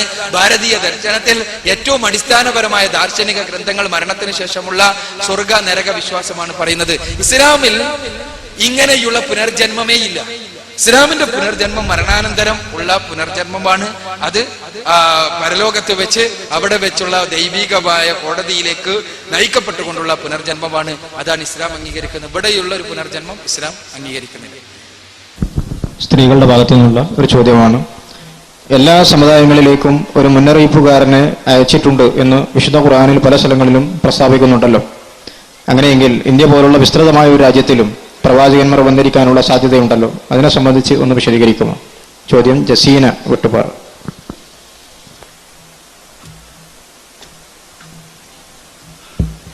എല്ലാ സമുദായങ്ങളിലേക്കും പ്രവാചകന്മാർ വന്നിട്ടുണ്ട്. അങ്ങനെയാണെങ്കിൽ ഇന്ത്യ പോലെയുള്ള സ്ഥലങ്ങളിലേക്കും പ്രവാചകന്മാർ വന്നിട്ടുണ്ടാകുമല്ലോ. തീർച്ചയായും വന്നിട്ടുണ്ടാകണം. തീർച്ചയായും വന്നിട്ടുണ്ടാകണം. ഖുർആനിൽ കൃത്യമായി പറയുന്ന കാര്യമാണ് വൈൻ മിൻ ഉമ്മത്തിൻ ഇല്ലാ ഖലാഫിഹാ നദീർ. ഖുർആനിലെ പ്രയോഗം തന്നെ വളരെ സൗന്ദര്യാത്മകമാണ്. ഒരൊറ്റ സമുദായവും കഴിഞ്ഞു പോയിട്ടില്ല ഒരു മുന്നറിയിപ്പുകാരന് നിയോഗം ഉണ്ടാകാതെ എന്നാണ് ഖുർആൻ പറയുന്നത്. അഥവാ എല്ലാ സമുദായങ്ങളിലേക്കും പ്രവാചകന്മാരുടെ നിയോഗം ഉണ്ടായിട്ടുണ്ട്. തീർച്ചയായും ഒരുപാട് കാലഘട്ടത്തിലെ നാഗരിക പാരമ്പര്യം അവകാശപ്പെടുവാനുള്ള ദാർശനിക പാരമ്പര്യം അവകാശപ്പെടുവാനുള്ള ഭാരതത്തിൽ ഒന്നിലധികം പ്രവാചകന്മാരുടെ നിയോഗം ഉണ്ടായിട്ടുണ്ടാകും എന്ന് തന്നെയാണ് മനസ്സിലാക്കാൻ കഴിയുന്നത്. അത് വേദഗ്രന്ഥങ്ങളിലും മറ്റും കാണുന്ന പരാമർശങ്ങൾ ഈ പ്രവാചകന്മാരുടെ നിയോഗത്തിനുള്ള വ്യക്തമായ തെളിവാണ് എന്നാണ് ഞാൻ മനസ്സിലാക്കുന്നത്. ഏകദൈവ ആരാധനയിലേക്ക് ക്ഷണിച്ചുകൊണ്ടുള്ള മരണാനന്തര ജീവിതത്തെക്കുറിച്ച് കൃത്യമായുള്ള ബോധനം നൽകുന്ന പരാമർശങ്ങൾ പ്രവാചകന്മാരുടെ പ്രബോധനത്തിന്റെ ബാക്കി പത്രങ്ങളും അവശിഷ്ടങ്ങളുമാകണം എന്ന് തന്നെയാണ് ഞാൻ മനസ്സിലാക്കുന്നത്. എന്നാൽ ആരൊക്കെയാണ് ഇന്ത്യയിലേക്ക് വന്ന പ്രവാചകന്മാർ എന്ന് കൃത്യമായി മനസ്സിലാക്കുവാൻ നിർവാഹമില്ല. ഋഷിമാരായി മഹർഷിമാരായി എല്ലാം പ്രത്യേകമായി പേരെടുത്ത് പറയപ്പെട്ടിട്ടുള്ള ആളുകൾ ചിലപ്പോൾ പ്രവാചകന്മാരായിരിക്കാം. ഉദാഹരണത്തിന് പലപ്പോഴും എൻ്റെ ശ്രദ്ധയിൽ പഠനങ്ങളിൽ എൻ്റെ ശ്രദ്ധയിൽ കുരുങ്ങി നിന്നിട്ടുള്ളൊരു വ്യക്തിത്വമാണ് വേദവ്യാസൻ എന്നുള്ള വ്യക്തിത്വം. വേദവ്യാസൻ ഇന്ത്യയിലെ ഭാരതീയ ഗ്രന്ഥങ്ങളിൽ നിങ്ങൾക്ക് കാണാൻ കഴിയും. വേദവ്യാസൻ വേദം മുതൽക്കുള്ള പേരാണ് അദ്ദേഹത്തിന്റെ. വേദത്തെ വ്യസിച്ചവൻ എന്നുള്ള അർത്ഥത്തിലുള്ള വേദവ്യാസൻ എന്ന് പറയുന്നു. ഈ വേദവ്യാസനാണ് 18 പുരാണങ്ങളും അഷ്ടാദശ പുരാണങ്ങളുടെ കർത്താവ് വേദവ്യാസനാണെന്നാണ്. വേദങ്ങൾ വ്യസിച്ചത് വേദവ്യാസൻ, അഷ്ടാദശ പുരാണങ്ങളുടെ കർത്താവ് വേദവ്യാസൻ, മഹാഭാരതത്തിന്റെ കർത്താവ് വേദവ്യാസൻ. ഇതെല്ലാം വേദവ്യാസൻ എന്നുള്ളൊരു പേര് അദ്ദേഹത്തിന്റെ പേര് ഒരിക്കലും 18 പുരാണങ്ങൾ രചിച്ചത് ഒരാളാകാൻ യാതൊരു സാധ്യതയില്ല. കാരണം അതിലത്രയും വ്യത്യസ്തങ്ങളായ കഥാപാത്രങ്ങളും കഥാശകലങ്ങളും വൈരുദ്ധ്യങ്ങളും എല്ലാം നിലനിൽക്കുന്നുണ്ട്. ഒരാളുടെ ജീവിതകാലത്ത് രചിക്കാൻ കഴിയുന്നതിനപ്പുറത്താണ്. ഇതേപോലെ തന്നെ മഹാഭാരതം എന്നെല്ലാം പറഞ്ഞാൽ തന്നെ ഒരു മഹാസംഭവമാണ്. അതുകൊണ്ട് തന്നെ ഇതെല്ലാം കൂടി ഒരാൾ രചിച്ചു എന്ന് കരുതുന്നതിൽ യാതൊരു യുക്തിയുമില്ല. ഹൈന്ദവ പണ്ഡിതന്മാർ തന്നെ വ്യക്തമാക്കിയിട്ടുള്ളതാണ് വ്യത്യസ്ത വേദവ്യാസന്മാരാകണം ഇവ രചിച്ചത് എന്ന്. അപ്പോ ഞാൻ മനസ്സിലാക്കുന്നത് വേദവ്യാസനെ കുറിച്ച് പറയുമ്പോൾ ഒരു കാര്യം കൂടി മനസ്സിലാക്കേണ്ടത് ഭാരതീയ പാരമ്പര്യപ്രകാരം 2 തരം മഹാപുരുഷന്മാരുണ്ട്. ഒന്ന് ആചാര്യന്മാരാണ്. ആചാര്യന്മാരുടെ പേര് വേദങ്ങളും ഗ്രന്ഥങ്ങളുമായി ബന്ധപ്പെട്ടിട്ടാണ് പരാമർശിച്ചിട്ടുള്ളത്. ഉപനിഷത്തുക്കൾ, വേദങ്ങൾ, അതേപോലെ തന്നെയുള്ള ഗ്രന്ഥങ്ങളുമായിട്ട് ബന്ധപ്പെട്ടിട്ടാണ് ആചാര്യന്മാരുടെ പേരുള്ളത്. മറ്റൊരു വിഭാഗം അവതാരങ്ങളാണ്. ഈ അവതാര സങ്കല്പം പിൽക്കാലഘട്ടത്തിൽ ഉണ്ടായതാണ്. പിൽക്കാലഘട്ടത്തിൽ എന്ന് പറഞ്ഞാൽ പുരാണങ്ങളുടെ കാലഘട്ടത്തിലാണ് അവതാരങ്ങൾ കടന്നു വരുന്നത്. അവതാര സങ്കല്പം ദൈവം തന്നെ ഭൂമിയിലേക്ക് മനുഷ്യനായി പറന്നു എന്നുള്ള സങ്കല്പം വേദങ്ങളിലോ ഉപനിഷത്തുക്കളിലോ ഒന്നും കാണാൻ കഴിയില്ല. പിൽക്കാലഘട്ടത്തിലുണ്ടായ ഒരു സങ്കല്പമാണ്. ഈ രണ്ട് സങ്കല്പങ്ങളാണ് ഭാരതത്തിലെ പൗരാണിക പ്രഗത്ഭ പുരുഷന്മാരെ കുറിച്ചുള്ള സങ്കല്പങ്ങൾ. ഈ സങ്കല്പങ്ങൾ കൂട്ടിമുട്ടുന്ന ഒരു വ്യക്തിത്വം കൂടിയാണ് വേദവ്യാസൻ. നമ്മൾ മനസ്സിലാക്കുക, മഹാദേവി ഭാഗവത പ്രകാരം 24 അവതാരങ്ങളാണുള്ളത്. ആ 24 അവതാരങ്ങളിൽ ഒരാളാണ് വേദവ്യാസൻ. അതേപോലെ തന്നെ ആചാര്യന്മാരുടെ ഗണത്തിൽ ഞാനിവിടെ പറഞ്ഞു ഏറ്റവും പ്രധാനപ്പെട്ട വ്യക്തിയാണ് വേദവ്യാസൻ. ഞാൻ മനസ്സിലാക്കുന്നത് ഭാരതത്തിൽ എന്നോ വേദവ്യാസൻ എന്ന പേര് തന്നെയുള്ള ഒരു വ്യക്തി ജീവിച്ചിരുന്നിരിക്കണമെന്നും അദ്ദേഹം തീർച്ചയായും ദൈവം തമ്പുരാന്റെ ബോധനം ലഭിച്ച ഒരു പ്രവാചകനും ഒരു മഹാപ്രവാചകനായിരിക്കാൻ സാധ്യതയുണ്ട് എന്നും, എന്നാൽ അതുകൊണ്ട് തന്നെ പിൽക്കാലഘട്ടത്തിൽ എന്തെഴുതിയാലും അദ്ദേഹത്തിന്റെ പേരിൽ ആരോപിക്കുന്ന ഒരു സമ്പ്രദായം അങ്ങനെ ഇസ്രായേലിലുള്ള നമുക്ക് കാണാൻ കഴിയും. ബൈബിളിലെ പുസ്തകങ്ങളെ കുറിച്ചുള്ള ഗവേഷണങ്ങളിൽ നിന്ന് പണ്ഡിതന്മാർ എത്തിച്ചേർന്ന നിഗമനം പ്രവാചകന്മാർ എഴുതിയതല്ല. അത് ഇപ്പൊ ദാവീദിന്റെ സങ്കീർത്തനങ്ങൾ ദാവീദ് എഴുതിയതല്ല, മറ്റാരോ എഴുതിയിട്ട് ദാവീദിന്റെ പേരിൽ ആരോപിച്ച. കാരണം അതിനൊരു പ്രാമാണികത ലഭിക്കാൻ വേണ്ടി ഇതേപോലെ തന്നെ പുരാണങ്ങൾ എല്ലാം പലരും എഴുതി എന്നിട്ട് വേദവ്യാസന്റെ പേരിൽ ആരോപിച്ചത് വേദവ്യാസൻ എന്ന ദൈവം തമ്പുരാന്റെ ബോധനം ലഭിച്ചിട്ടുള്ള മഹാപുരുഷന്റെ പേരിൽ ആരോപിച്ച് അതിന് ഒരു ഓതന്റിസിറ്റി പ്രാമാണികത ലഭിക്കുവാൻ വേണ്ടി ചെയ്തതായിരിക്കണം എന്തെല്ലാമാണ് ഞാൻ മനസ്സിലാക്കുന്ന കാര്യം. ഇത് ഗണ്യതമായി പറയാൻ സാധ്യമല്ല. കാരണം കൃത്യമായി പരിശുദ്ധ ഖുർആനിലോ ഹദീസുകളിലോ വന്നാൽ മാത്രമേ ഇന്ന വ്യക്തി പ്രവാചകനാണെന്ന് നമുക്ക് പറയാൻ കഴിയൂ. എന്നാൽ ഇതൊരു കേവല ഗവേഷണം മാത്രമാണ്. ഇതേപോലെ തന്നെ ഭാരതത്തിൽ ഒരുപാട് പ്രവാചകന്മാർ കടന്നു വന്നിട്ടുണ്ടാകും. ആ പ്രവാചകന്മാർ മനുഷ്യരെ ഏകനായ സൃഷ്ടാവിനെ മാത്രം ആരാധിക്കുന്ന സമ്പ്രദായത്തിലേക്ക്, സൃഷ്ടിപൂജയിൽ നിന്ന് പൂർണ്ണമായും മുക്തമാകേണ്ടതിന്റെ ആവശ്യകതയിലേക്ക്, അതേപോലെ തന്നെ മരണാനന്തര ജീവിതത്തിലെ സ്വർഗപ്രവേശത്തിന് അർഹമായ കർമ്മങ്ങൾ ചെയ്യുന്ന പാതയിലേക്ക് ക്ഷണിച്ചിരിക്കണം എന്ന് തന്നെയാണ് മനസ്സിലാക്കേണ്ടത്. എൻ്റെ പേര് ഷിഹാബ്. കേരളായിക്ക് സമീപം പുള്ളിയിൽ എന്ന പ്രദേശമാണ് സ്വദേശം. പൊതുവായി മുസ്ലിങ്ങളെ ബാധിക്കുന്നത് എന്നെനിക്ക് തോന്നുന്നൊരു സംശയമാണ് ചോദിക്കാനുള്ളത്. അതായത് ഇസ്ലാമിൻ്റെ ഖുർആൻ പൂർവ്വ വേദഗ്രന്ഥങ്ങളിലൊക്കെ ഇസ്ലാമിൻ്റെ പൂർണ്ണതയ്ക്ക് വേണ്ടി അവതീർണനാകുന്ന പ്രവാചകൻ മുഹമ്മദ് നബി സല്ലല്ലാഹു അലൈഹി വസല്ലമയെ കുറിച്ച് വളരെ വ്യക്തമായ സൂചനകളുണ്ട് എന്ന് ഖുർആൻ കൊണ്ട് തന്നെ സ്ഥിരപ്പെട്ടതാണ്. അതിൽ നമ്മെ സംബന്ധിച്ചിടത്തോളം അതിശയത്തിന് വകയില്ല. അതേപോലെ തന്നെ ക്രൈസ്തവ പ്രമാണമായ ബൈബിളിലും പ്രവാചകൻ മുഹമ്മദിൻ്റെ ആഗമനത്തെക്കുറിച്ച് വ്യക്തമായി സൂചനയുണ്ട് എന്ന് പറയപ്പെടുന്നു. അതും ഖുർആൻ പൂർവ്വ വേദഗ്രന്ഥങ്ങളുടെ വകഭേദമാണ് ബൈബിൾ എന്ന് പറയുന്നത് കൊണ്ട് അക്കാര്യത്തിൽ നമുക്ക് സംശയമില്ല. പക്ഷേ ഹൈന്ദവ വേദഗ്രന്ഥങ്ങളും പ്രമാണങ്ങളുമായ ഭവിഷ്യൽ പുരാണം, അല്ലോപനിഷത്ത്, ഗീത, അതുപോലുള്ള പ്രമാണങ്ങളിലൊക്കെ ഏതസ്മിന്നന്തരെ മ്ലേച്ഛ ആചാര്യേണ സമന്വിതം, പരിത്രാണായ സാധൂനാം എന്നൊക്കെ തുടങ്ങുന്ന വരികളും ശ്ലോകങ്ങളും ഉള്ളതായി പറയപ്പെടുന്നു. പിൽക്കാലത്ത് സംഭവിക്കാവുന്ന അല്ലെങ്കിൽ വളരെ കൃത്യമായി പുലർന്ന ഒരു മഹത്തായ ദർശനത്തിൻ്റെ പ്രചാരകനെ കുറിച്ച് ഇത്രയും കൃത്യമായ ഒരു പ്രവചനം ഹൈന്ദവ വേദഗ്രന്ഥങ്ങൾക്കും മറ്റും നടത്താൻ സാധിക്കുമെങ്കിൽ അതിൻ്റെ വിധാതാക്കളോട് മുസ്ലിങ്ങൾ എന്ന നിലയിൽ നമുക്കുണ്ടാകുന്ന മനോഭാവം ഒരു തരം ആരാധനയോ അല്ലെങ്കിൽ അവർ കൂടി സത്യത്തിൻ്റെ വക്താക്കളാണ് എന്ന ഒരു തോന്നലോ ആയിരിക്കില്ലേ? ഇതിന് ഇസ്ലാമികമായി മുസ്ലിങ്ങൾ എന്ന നിലയിൽ ഇക്കാര്യത്തിൽ നാം പുലർത്തേണ്ട സമീപനം എന്ത്? ഈ വേദഗ്രന്ഥങ്ങൾ കൂടി സത്യത്തിൻ്റെ സാരാംശം ഉൾക്കൊള്ളുന്നവയാണ് എന്ന് നാം വിശ്വസിക്കണോ അല്ലെങ്കിൽ അക്കാര്യത്തിൽ നാം സ്വീകരിക്കേണ്ട സമീപനം എന്ത് എന്നതാണ് എൻ്റെ ചോദ്യം.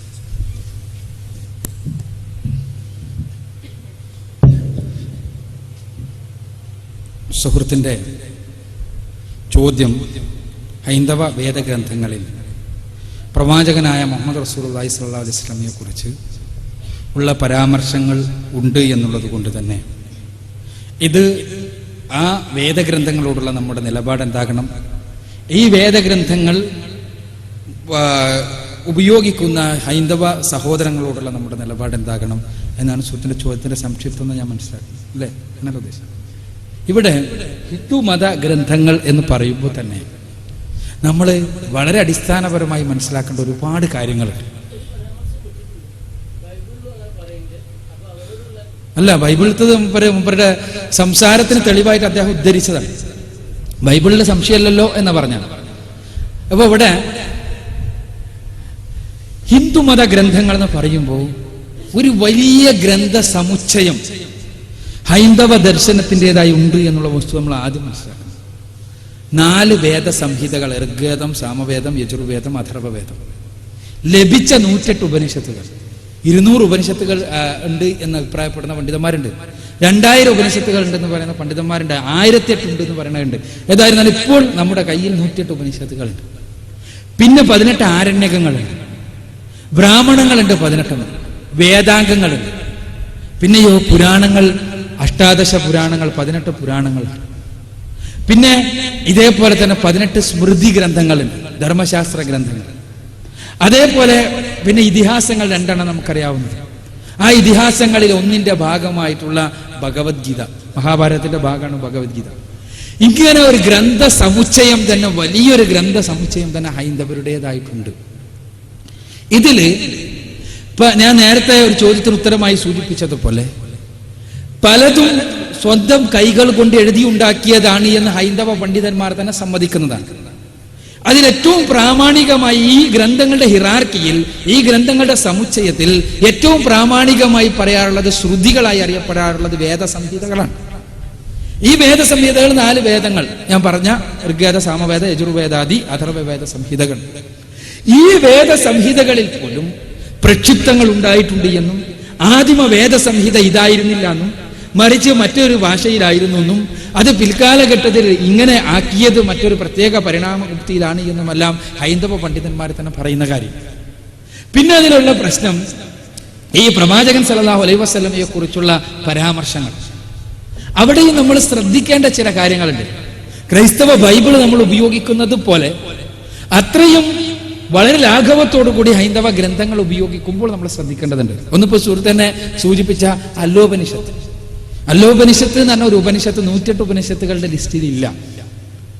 എന്നാൽ ചില സ്ഥലങ്ങളിൽ അല്ലോപനിഷത്തിനെ കുറിച്ച് പരാമർശങ്ങളുണ്ട്. ആ പരാമർശങ്ങളെ കുറിച്ച് ഗവേഷണാത്മകമായി പഠിച്ചാൽ അക്ബർ ചക്രവർത്തിയുടെ കാലത്തിന്റെ പിന്നിലേക്കുള്ള ഒരു രചനയിലും അല്ലോപനിഷത്തിനെ കുറിച്ചുള്ള പരാമർശങ്ങൾ കാണാൻ കഴിയുന്നില്ല എന്നുള്ളതാണ്. ഈ അല്ലോപനിഷത്താകട്ടെ അത് പൂർണ്ണമായ സംസ്കൃതത്തിലോ മറ്റേതെങ്കിലും ഭാരതീയ ഭാഷയിലോ അല്ല, മറിച്ച് അറബിയുടെ കൃത്യമായ സ്വാധീനവും പാർസിയുടെ സ്വാധീനവും ഈ സാധനത്തിൽ കാണാൻ കഴിയുന്നുണ്ട്. അല്ലാഹി റസൂല മുഹമ്മദ് എന്നാണ് ഇതിലുള്ളത്. റസൂൽ എന്ന് പറഞ്ഞ പദം സംസ്കൃതമല്ല നമുക്കറിയാം. അപ്പോ ഇത് സത്യത്തിൽ മനസ്സിലാക്കാൻ കഴിയുന്നത് ചിലപ്പോ നമ്മൾ അക്ബർ ചക്രവർത്തി എന്ന് പറഞ്ഞാൽ അദ്ദേഹം എല്ലാ മതത്തിനെയും കൂടി കൂട്ടി ഒരു മിക്സ്ചർ മതം ഉണ്ടാക്കാൻ വേണ്ടി ശ്രമിച്ച് അവസാനം വേറൊരു മതം ഉണ്ടായി വന്ന് ആ മതം അദ്ദേഹത്തോടു കൂടി മരിച്ചും പോയി. അങ്ങനത്തെ ഒരു മതത്തിന്റെ ആളാണല്ലോ നിങ്ങൾക്കറിയാം, ദീൻ ഇലാഹി, പഠിച്ചവന്റെ നേരിട്ടുള്ള മതം നമുക്കൊരു പേരിട്ട്. അപ്പോ ഇത് എല്ലാറ്റിലുള്ള നന്മകൾ കൂട്ടി എന്നാണ് അതിന് പറയാം. അദ്ദേഹം പറഞ്ഞ നമ്മൾ പാഠപുസ്തകത്തിനെ പഠിക്കുന്ന എന്താ, എല്ലാ മതത്തിലുള്ള നന്മ കൂട്ടിയിട്ടാണ് മൂപ്പര് ദീൻ ഇലാഹി ഉണ്ടാക്കിയെന്ന. പക്ഷെ ഉണ്ടായത് എന്താ വെച്ചാൽ എല്ലാറ്റിലുള്ള എല്ലാ മതസമൂഹങ്ങളിലുള്ള തിന്മകൾ മുഴുവനും അതിലുണ്ടായി.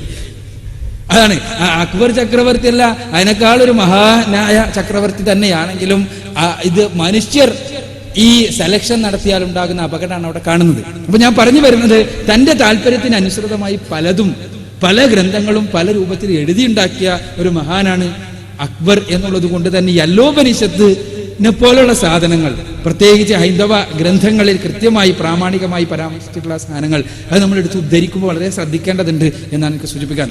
അതേസമയം ഭവിഷ്യൽ പുരാണത്തിന്റെ സ്ഥിതി അതല്ല. അഷ്ടാദശ പുരാണങ്ങളിൽ 18 പുരാണങ്ങളിൽ ഏറ്റവും പ്രധാനപ്പെട്ട പുരാണമായി എല്ലാ ഗ്രന്ഥത്തിലും പറഞ്ഞിട്ടുള്ള ഒരു സാധനമാണ് ഭവിഷ്യൽ പുരാണം. ഭവിഷ്യൽ പുരാണം എന്ന് പറഞ്ഞാൽ തന്നെ ഭാവിയെ കുറിച്ച് പറയാനുള്ള പുരാണം എന്നാണ്. ഈ ഭവിഷ്യൽ പുരാണത്തിൽ മുഹമ്മദ് റസൂലുള്ളാഹി സ്വല്ലല്ലാഹു അലൈഹി വസല്ലമയെ കുറിച്ച് സൂചിപ്പിക്കുന്ന വചനം സുഹൃത്ത് ഇവിടെ സൂചിപ്പിച്ച പ്രതിസർഗ പർവ്വത്തിലെ വചനം, ഏതസ്മിന്നന്തരം മ്ലേച്ഛ ആചാര്യേണ സമന്വിത മഹാമതായി വിഖ്യാത ശിഷ്യശാഖ സമന്വിതം എന്നുള്ള വചനം. ഈ വചനം റസൂലുള്ളാഹി സ്വല്ലല്ലാഹു അലൈഹി വസല്ലമയെ കുറിച്ചാണെന്നുള്ള കാര്യത്തിൽ സംശയമൊന്നുമില്ല. കാരണം മഹാമതായി വിഖ്യാത മുഹമ്മദ് എന്ന് പറയപ്പെടുമെന്നാണ് പറഞ്ഞിട്ടുള്ളത്. ഭവിഷ്യൽ പുരാണത്തിന് 14 നൂറ്റാണ്ട് കാലത്തെ പഴക്കമല്ല ഉള്ളത് എന്ന കാര്യത്തിൽ സംശയമൊന്നുമില്ല. അതിന് മുൻപുള്ളതാണെന്നുള്ള കാര്യത്തിൽ സംശയമില്ല. പക്ഷേ അവിടെയും ഒരു പ്രശ്നമുണ്ട്. പുരാണങ്ങളിലെല്ലാം പിൽക്കാലഘട്ടത്തിൽ പലതും എഴുതി ചേർക്കപ്പെട്ടിട്ടുണ്ട് എന്നുള്ളത് ഒരു സത്യമാണ്. ആ സത്യത്തിന് നേരെ നമ്മൾ കണ്ണടച്ചിട്ട് കാര്യമില്ല. ആ സത്യം ഈ ഭവിഷ്യൽ പുരാണത്തിൽ തന്നെ കാണാനും കഴിയും. ഇത് ഭവിഷ്യൽ പുരാണത്തിന് നബിനെ പറ്റി മാത്രമല്ല മറ്റു പലരെ കുറിച്ച് നമുക്ക് കാണാൻ കഴിയും. അപ്പൊ അതുകൊണ്ട് തന്നെ ഇതും ചേർക്കപ്പെട്ടതല്ലേ എന്ന ചോദ്യത്തിന് നമുക്ക് അല്ല എന്ന് പറയാൻ ആവശ്യമായ സുദൃഢമായ തെളിവുകൾ നമ്മുടെ കയ്യിലില്ല. പക്ഷേ ഒരു വസ്തുത നമുക്ക് അതിൽ നിന്ന് മനസ്സിലാക്കാൻ കഴിയുന്നതുണ്ട്. ഒന്ന്, മുഹമ്മദ് നബിയെ മോശമായി ചിത്രീകരിച്ചുകൊണ്ടുള്ള ഒരുപാട് പരാമർശങ്ങൾ അതിൽ കാണാൻ കഴിയുന്നുണ്ട്. മഹാനായി ചിത്രീകരിച്ചുകൊണ്ടുള്ള പരാമർശവുമുണ്ട്. ഇത് രണ്ടും ഒരു ഗ്രന്ഥത്തിൽ കാണുന്നത് കൊണ്ട് തന്നെ ഇതിൽ ഏതെങ്കിലും ഒന്ന് പ്രക്ഷിപ്തമാകാനും ഒന്ന് ഒറിജിനലിൽ ഉണ്ടായതായിരിക്കാനും സാധ്യത ഒരു ഗവേഷണ വിദ്യാർത്ഥിക്ക് തള്ളിക്കളയാൻ കഴിയില്ല. കാരണം എന്താ, രണ്ടും കൂടി ഏതായിരുന്നാലും ഒരു കൂട്ടർ എഴുതി ഉണ്ടാക്കൂലോ. ഒന്ന് പിൽക്കാലഘട്ടത്തിൽ ഉണ്ടാക്കിയതും മറ്റൊന്ന് ഒറിജിനലിൽ ഉള്ളതും ആകാൻ സാധ്യത ഉണ്ട്. സാധ്യത നമുക്ക് പറയാൻ പറ്റുള്ളൂ. പക്ഷെ ആ സാധ്യതയിൽ ഏതായിരിക്കാം പ്രക്ഷിപ്തം പിന്നീട് ഉണ്ടാക്കിയത്? നമുക്കറിയാൻ പറ്റുന്നൊരു സത്യമുണ്ട്. ചില രാജാക്കന്മാരുടെ കാലഘട്ടത്തിൽ ഒഴിച്ച്, ഭവിഷ്യത് പുരാണം എന്നൊരു പുതിയ പുരാണമല്ല, പുരാതനമായ ഏറ്റവും ഓഥന്റിക്കായി പറയപ്പെട്ടുള്ള പുരാണങ്ങളിൽ ഒന്നാണ് ഭവിഷ്യത് പുരാണം. ഈ ഭവിഷ്യത് പുരാണം പിന്നെ ബ്രാഹ്മണന്മാരുടെ മൊത്തത്തിലുള്ള ഒരു സ്വത്തായി എല്ലാ പുരാണ ഗ്രന്ഥങ്ങളും കരുതപ്പെട്ടിരുന്ന ഒരു കാലഘട്ടത്തിൽ മുസ്ലിങ്ങൾ ആരെങ്കിലും ശുദ്ധമായ സംസ്കൃതത്തിൽ അതിലിത് എഴുതി ചേർക്കുക എന്നത് ഒരിക്കലും പ്രായോഗികമല്ല. ഉണ്ടാകാൻ സാധ്യത തുലവും വിരളാണ്. പിന്നെ എന്താകണം, ആരായിരിക്കണം എഴുതി ചേർത്തിട്ടുണ്ടാകിലുണ്ടാവുക? ബ്രാഹ്മണന്മാർ തന്നെയായിരിക്കണം. അക്ബർ ചക്രവർത്തിയുടെ കൊട്ടാര വിദുഷികളായ ബ്രാഹ്മണന്മാർ ഇത് എഴുതിയിരുന്നു. അല്ലോപനിഷത്തിനെ പോലുള്ള ഒരു സാധനം എഴുതിണ്ടാക്കാൻ സാധ്യത ഉണ്ട്. അതേസമയം മുൻപേ നിലനിൽക്കുന്ന ഒരു സാധനത്തിൽ ഏതെങ്കിലും ഒരു വ്യക്തിയുടെ താല്പര്യത്തിനനുസരിച്ച് ആ സാധനത്തിൽ കടത്തിക്കൂട്ടാൻ പലപ്പോഴും മുദ്ദിച്ചുള്ള ആ പുരോഹിത സമൂഹം സന്നദ്ധമാകാനുള്ള സാധ്യത തുലവും വിരളമാണ്. അതുകൊണ്ട് തന്നെ കടത്തിക്കൂട്ടിയിരിക്കാൻ സാധ്യത റസൂലുള്ളാഹി സ്വല്ലല്ലാഹു അലൈഹി വസല്ലമയ്ക്കെതിരെയുള്ള വചനങ്ങളാണ് സാധ്യതാപരമായി പരിശോധിക്കുമ്പോൾ. എങ്കിൽ പോലും നമുക്ക് കൃത്യമായി ഇത് ഒരു ബൈബിൾ നമ്മൾ ഉദ്ധരിക്കുന്ന അതേ ലാഘവത്തോടു കൂടി ഉദ്ധരിക്കാൻ കഴിയില്ല എന്ന് സൂചിപ്പിക്കാൻ വേണ്ടിയാണ് ഞാൻ ഇത്രയും പറഞ്ഞത്. ഇതേപോലെ തന്നെ അഥർവവേദത്തിലെ വിംശകാണ്ഡത്തിലുള്ള പ്രവചനമുണ്ട്. അതിലും പറയുന്ന വിംശകാണ്ഡത്തിലുള്ള പ്രവചനം റസൂലുള്ളാഹി സ്വല്ലല്ലാഹു അലൈഹി വസല്ലമയുടെ ഏകദേശം കൃത്യമായി യോജിക്കുന്ന രീതിയിലുള്ള പ്രവചനം തന്നെയാണ്. അത് പിൽക്കാലഘട്ടത്തിൽ റസൂലുള്ളാഹിക്ക് ശേഷം ഈ അഥർവവേദത്തിലൊന്നൊരു കൈകടത്തലുകൾ നടന്നു എന്ന് നമുക്ക് പറയാൻ ചരിത്രപരമായി യാതൊരു തെളിവുമില്ല. അതിന് മുമ്പുണ്ടായിട്ടുണ്ടാകാം എന്ന് മാത്രം. അപ്പോ ഇതേപോലുള്ള സംഭവങ്ങൾ ഉണ്ട് എന്നുള്ളതൊരു സത്യമാണ്. ഒരു കാര്യം ഉറപ്പാണ്, സുഹൃത്തിന്റെ ചോദ്യത്തിന്റെ കാതൽ ഭാരതത്തിലേക്ക് പ്രവാചകന്മാർ കടന്നു വന്നിട്ടുണ്ട് എന്നുള്ള കാര്യം വളരെ വ്യക്തമാണ്. കാരണം ഖുർആൻ നസ്സായി പറയുന്ന കാര്യമാണ്. വൈൻ മിൻ ഉമ്മത്തിനില്ല ഖലാഫിഹാ നദീർ. ഖുർആന്റെ ശൈലിയെന്ന് നിങ്ങൾ നോക്കുക. ഒരൊറ്റ സമുദായവും കഴിഞ്ഞു പോയിട്ടില്ല ഒരു നദീറിന്റെ, ഒരു മുന്നറിയിപ്പുകാരന്റെ നിയോഗം ഉണ്ടായിട്ടല്ലാതെ എന്നാണ്. അപ്പോ എല്ലാ സമുദായത്തിലേക്കും പ്രവാചകന്മാർ വന്നിട്ടുണ്ട്. ഭാരതത്തെ സംബന്ധിച്ചിടത്തോളം ഒരുപാട് കാലഘട്ടത്തിലെ നാഗരിക പാരമ്പര്യമുള്ളൊരു രാജ്യമാണ് ഈ ഇന്ത്യ. സ്വാഭാവികമായിട്ട് ഇന്ത്യയിൽ ഒന്നിലധികമോ പ്രവാചകന്മാർ കടന്നു വന്നിട്ടുണ്ടാകണം. പ്രത്യേകിച്ച് ഭാരതീയ ദർശനത്തെക്കുറിച്ച് പഠിക്കുമ്പോൾ നമുക്ക് രസകരമായ കുറെ കാര്യങ്ങൾ കാണാൻ കഴിയും. ഞാൻ വിശദീകരിച്ചാൽ ഒരുപാട് സമയം പോകും, ഞാൻ അങ്ങോട്ട് പോകുന്നില്ല. ഒരു കാര്യം നിങ്ങൾ ശ്രദ്ധിക്കുക, എല്ലാ ഗ്രന്ഥങ്ങളെ കുറിച്ചും പറയുമ്പോൾ വേദവ്യാസ വിരചിതം എന്നാണ്. 18 പുരാണങ്ങൾ ആരാണ്ടാക്കിയത്? വേദവ്യാസൻ. ഈ 4 വേദങ്ങൾ ആരാണ് വ്യസിച്ചത്? വേദവ്യാസൻ. മഹാഭാരതം ആരാണ്ടാക്കിയത്? വേദവ്യാസൻ. ഇത് മുൻപ് സെമിറ്റിക് പ്രവാചകന്മാരുടെ കാലത്തുണ്ടായ ഒരു സമ്പ്രദായം. എന്താണ്? പ്രവാചകന്മാർക്ക് ശേഷം സ്വന്തം ഇഷ്ടമനുസരിച്ച് ഗ്രന്ഥം എഴുതി ഉണ്ടാക്കും, എന്നിട്ട് ആ പ്രവാചകന്മാരുടെ പേരിൽ ആരോപിക്കും. അതാണ് ബൈബിളിലെ പുസ്തകങ്ങളെല്ലാം. പ്രവാചകന്മാരുടെ പേരിൽ ആരോപിക്കും. എന്തിനാ? ഇതിന് ഓതന്റിസിറ്റി കിട്ടാൻ. ഇതേപോലെ ഭാരതത്തിൽ ഉണ്ടായിട്ടുണ്ടാകണം. ഭാരതത്തിൽ എഴുതിയുണ്ടാക്കിയ ഗ്രന്ഥങ്ങളെല്ലാം വേദവ്യാസനയിൽ ആരോപിച്ചതിൽ നിന്ന് തന്നെ വേദവ്യാസൻ ഭാരതത്തിൽ ജീവിച്ചിരുന്ന ഒരു മഹാനായ പ്രവാചകനായിരിക്കാൻ സാധ്യതയുണ്ട് എന്ന് നമുക്ക് തീർച്ചയായും ഊഹിക്കാൻ കഴിയും. അതിന് കാരണം കേവലം ഇത് മാത്രമല്ല. ഭാരതീയ പാരമ്പര്യപ്രകാരം 2 തരം മഹൽ വ്യക്തികളെ കുറിച്ച് പരിചയപ്പെടുത്തുന്നുണ്ട്. ഒന്ന് ആചാര്യന്മാരാണ്, മറ്റൊന്ന് അവതാരങ്ങളാണ്. അവതാര സങ്കല്പം പിൽക്കാലഘട്ടത്തിൽ ഉണ്ടായതാണ്. വേദങ്ങളിലെല്ലാം ആചാര്യന്മാരുള്ളൂ. ഈ ആചാര്യന്മാരിൽ പ്രധാനപ്പെട്ട ഒരു ആചാര്യനാണ് വേദവ്യാസൻ. അതേപോലെ തന്നെ അവതാരങ്ങളെ കുറിച്ച് പറയുന്ന അവതാരങ്ങൾ 10 എന്ന് പറയാറുണ്ട്. 10 അല്ല, അവതാരേഹ സംഖ്യയാണ്, അസംഖ്യ അവതാരങ്ങൾ ഉണ്ടെന്ന. ഇതിൽ 24 അവതാരങ്ങളെ കുറിച്ച് ശ്രീ മഹാദേവി ഭാഗവതത്തിൽ പറയുന്നുണ്ട്. ഈ 24 അവതാരങ്ങളിൽ ഒരാൾ വേദവ്യാസനാണ്. അഥവാ അവതാര സങ്കല്പവും ആചാര്യ സങ്കല്പവും കൂട്ടിമുട്ടുന്ന ഒരു ബിന്ദു കൂടിയാണ് വേദവ്യാസൻ. ഞാൻ മനസ്സിലാക്കുന്നത് വ്യക്തിപരമായ അഭിപ്രായമാണ്. എൻ്റെ പഠനത്തിൽ നിന്ന് എനിക്ക് മനസ്സിലാക്കാൻ എൻ്റെ ഒരു വൈയക്തികമായൊരു നിഗമനം വേദവ്യാസൻ ഭാരതത്തിൽ ജീവിച്ചിരുന്ന ഒരു മഹാനായ പ്രവാചകനായിരുന്നിരിക്കണം എന്ന്. കാരണം ഈ ഗ്രന്ഥങ്ങൾ ഒരിക്കലും 18 പുരാണം ഒരാൾ എഴുതിയതാകാൻ ഒരു സാധ്യതയില്ല. കാരണം അത്രയും ബൃഹത്താണ്, അത്രയും വൈവിധ്യപൂർണ്ണമാണ്. ശിവപുരാണം വിഷ്ണു പുരാണത്തിന് നേരെ എതിരാ പറയണേ. പക്ഷെ അതെങ്ങനെ ഒരേ വ്യക്തി തന്നെ എഴുതിയതാകാൻ യാതൊരു സാധ്യതയില്ല. പക്ഷെ പറയുന്നത് വേദവ്യാസ വിരചിതം എന്നാണ്, വേദവ്യാസൻ എഴുതിയതാണ്. അപ്പൊ അതുകൊണ്ട് തന്നെ വേദവ്യാസൻ ഒരു മഹാനായ പ്രവാചകനായിരുന്നിരിക്കാൻ സാധ്യതയുണ്ടെന്ന് നമുക്ക് പറയാം. ഇതേപോലെ ഭാരതത്തിൽ പ്രവാചകന്മാർ വന്നിട്ടുണ്ടാകും. പക്ഷേ നമ്മെ സംബന്ധിച്ചിടത്തോളം ഈ വിഷയങ്ങളിൽ ഉള്ള കൃത്യമായ മാനദണ്ഡം പരിശുദ്ധ ഖുർആൻ തിരുസുന്നത്തുമായതുകൊണ്ട് ഒരാൾ പ്രവാചകനാണ് എന്നോ അല്ലെങ്കിൽ ഇന്ന ഗ്രന്ഥം വേദഗ്രന്ഥമാണെന്നോ പറയണമെങ്കിൽ ഖുർആന്റെയോ തിരുസുന്നത്തിന്റെയോ ഒരു അടിത്തറ ആവശ്യമുണ്ട്. ഭാരതീയ ദർശനത്തെ സംബന്ധിച്ചിടത്തോളം അത്തരം ഒരു സംഭവം പറയാത്തത് കൊണ്ട് കൃത്യമായി ഇത് തന്നെയാണ് എന്ന് നമുക്ക് പറയാൻ ആവശ്യമായ രേഖകളില്ല എന്നുള്ളതാണ് ആവശ്യകമായി എനിക്ക് സൂചിപ്പിക്കാനുള്ളത്.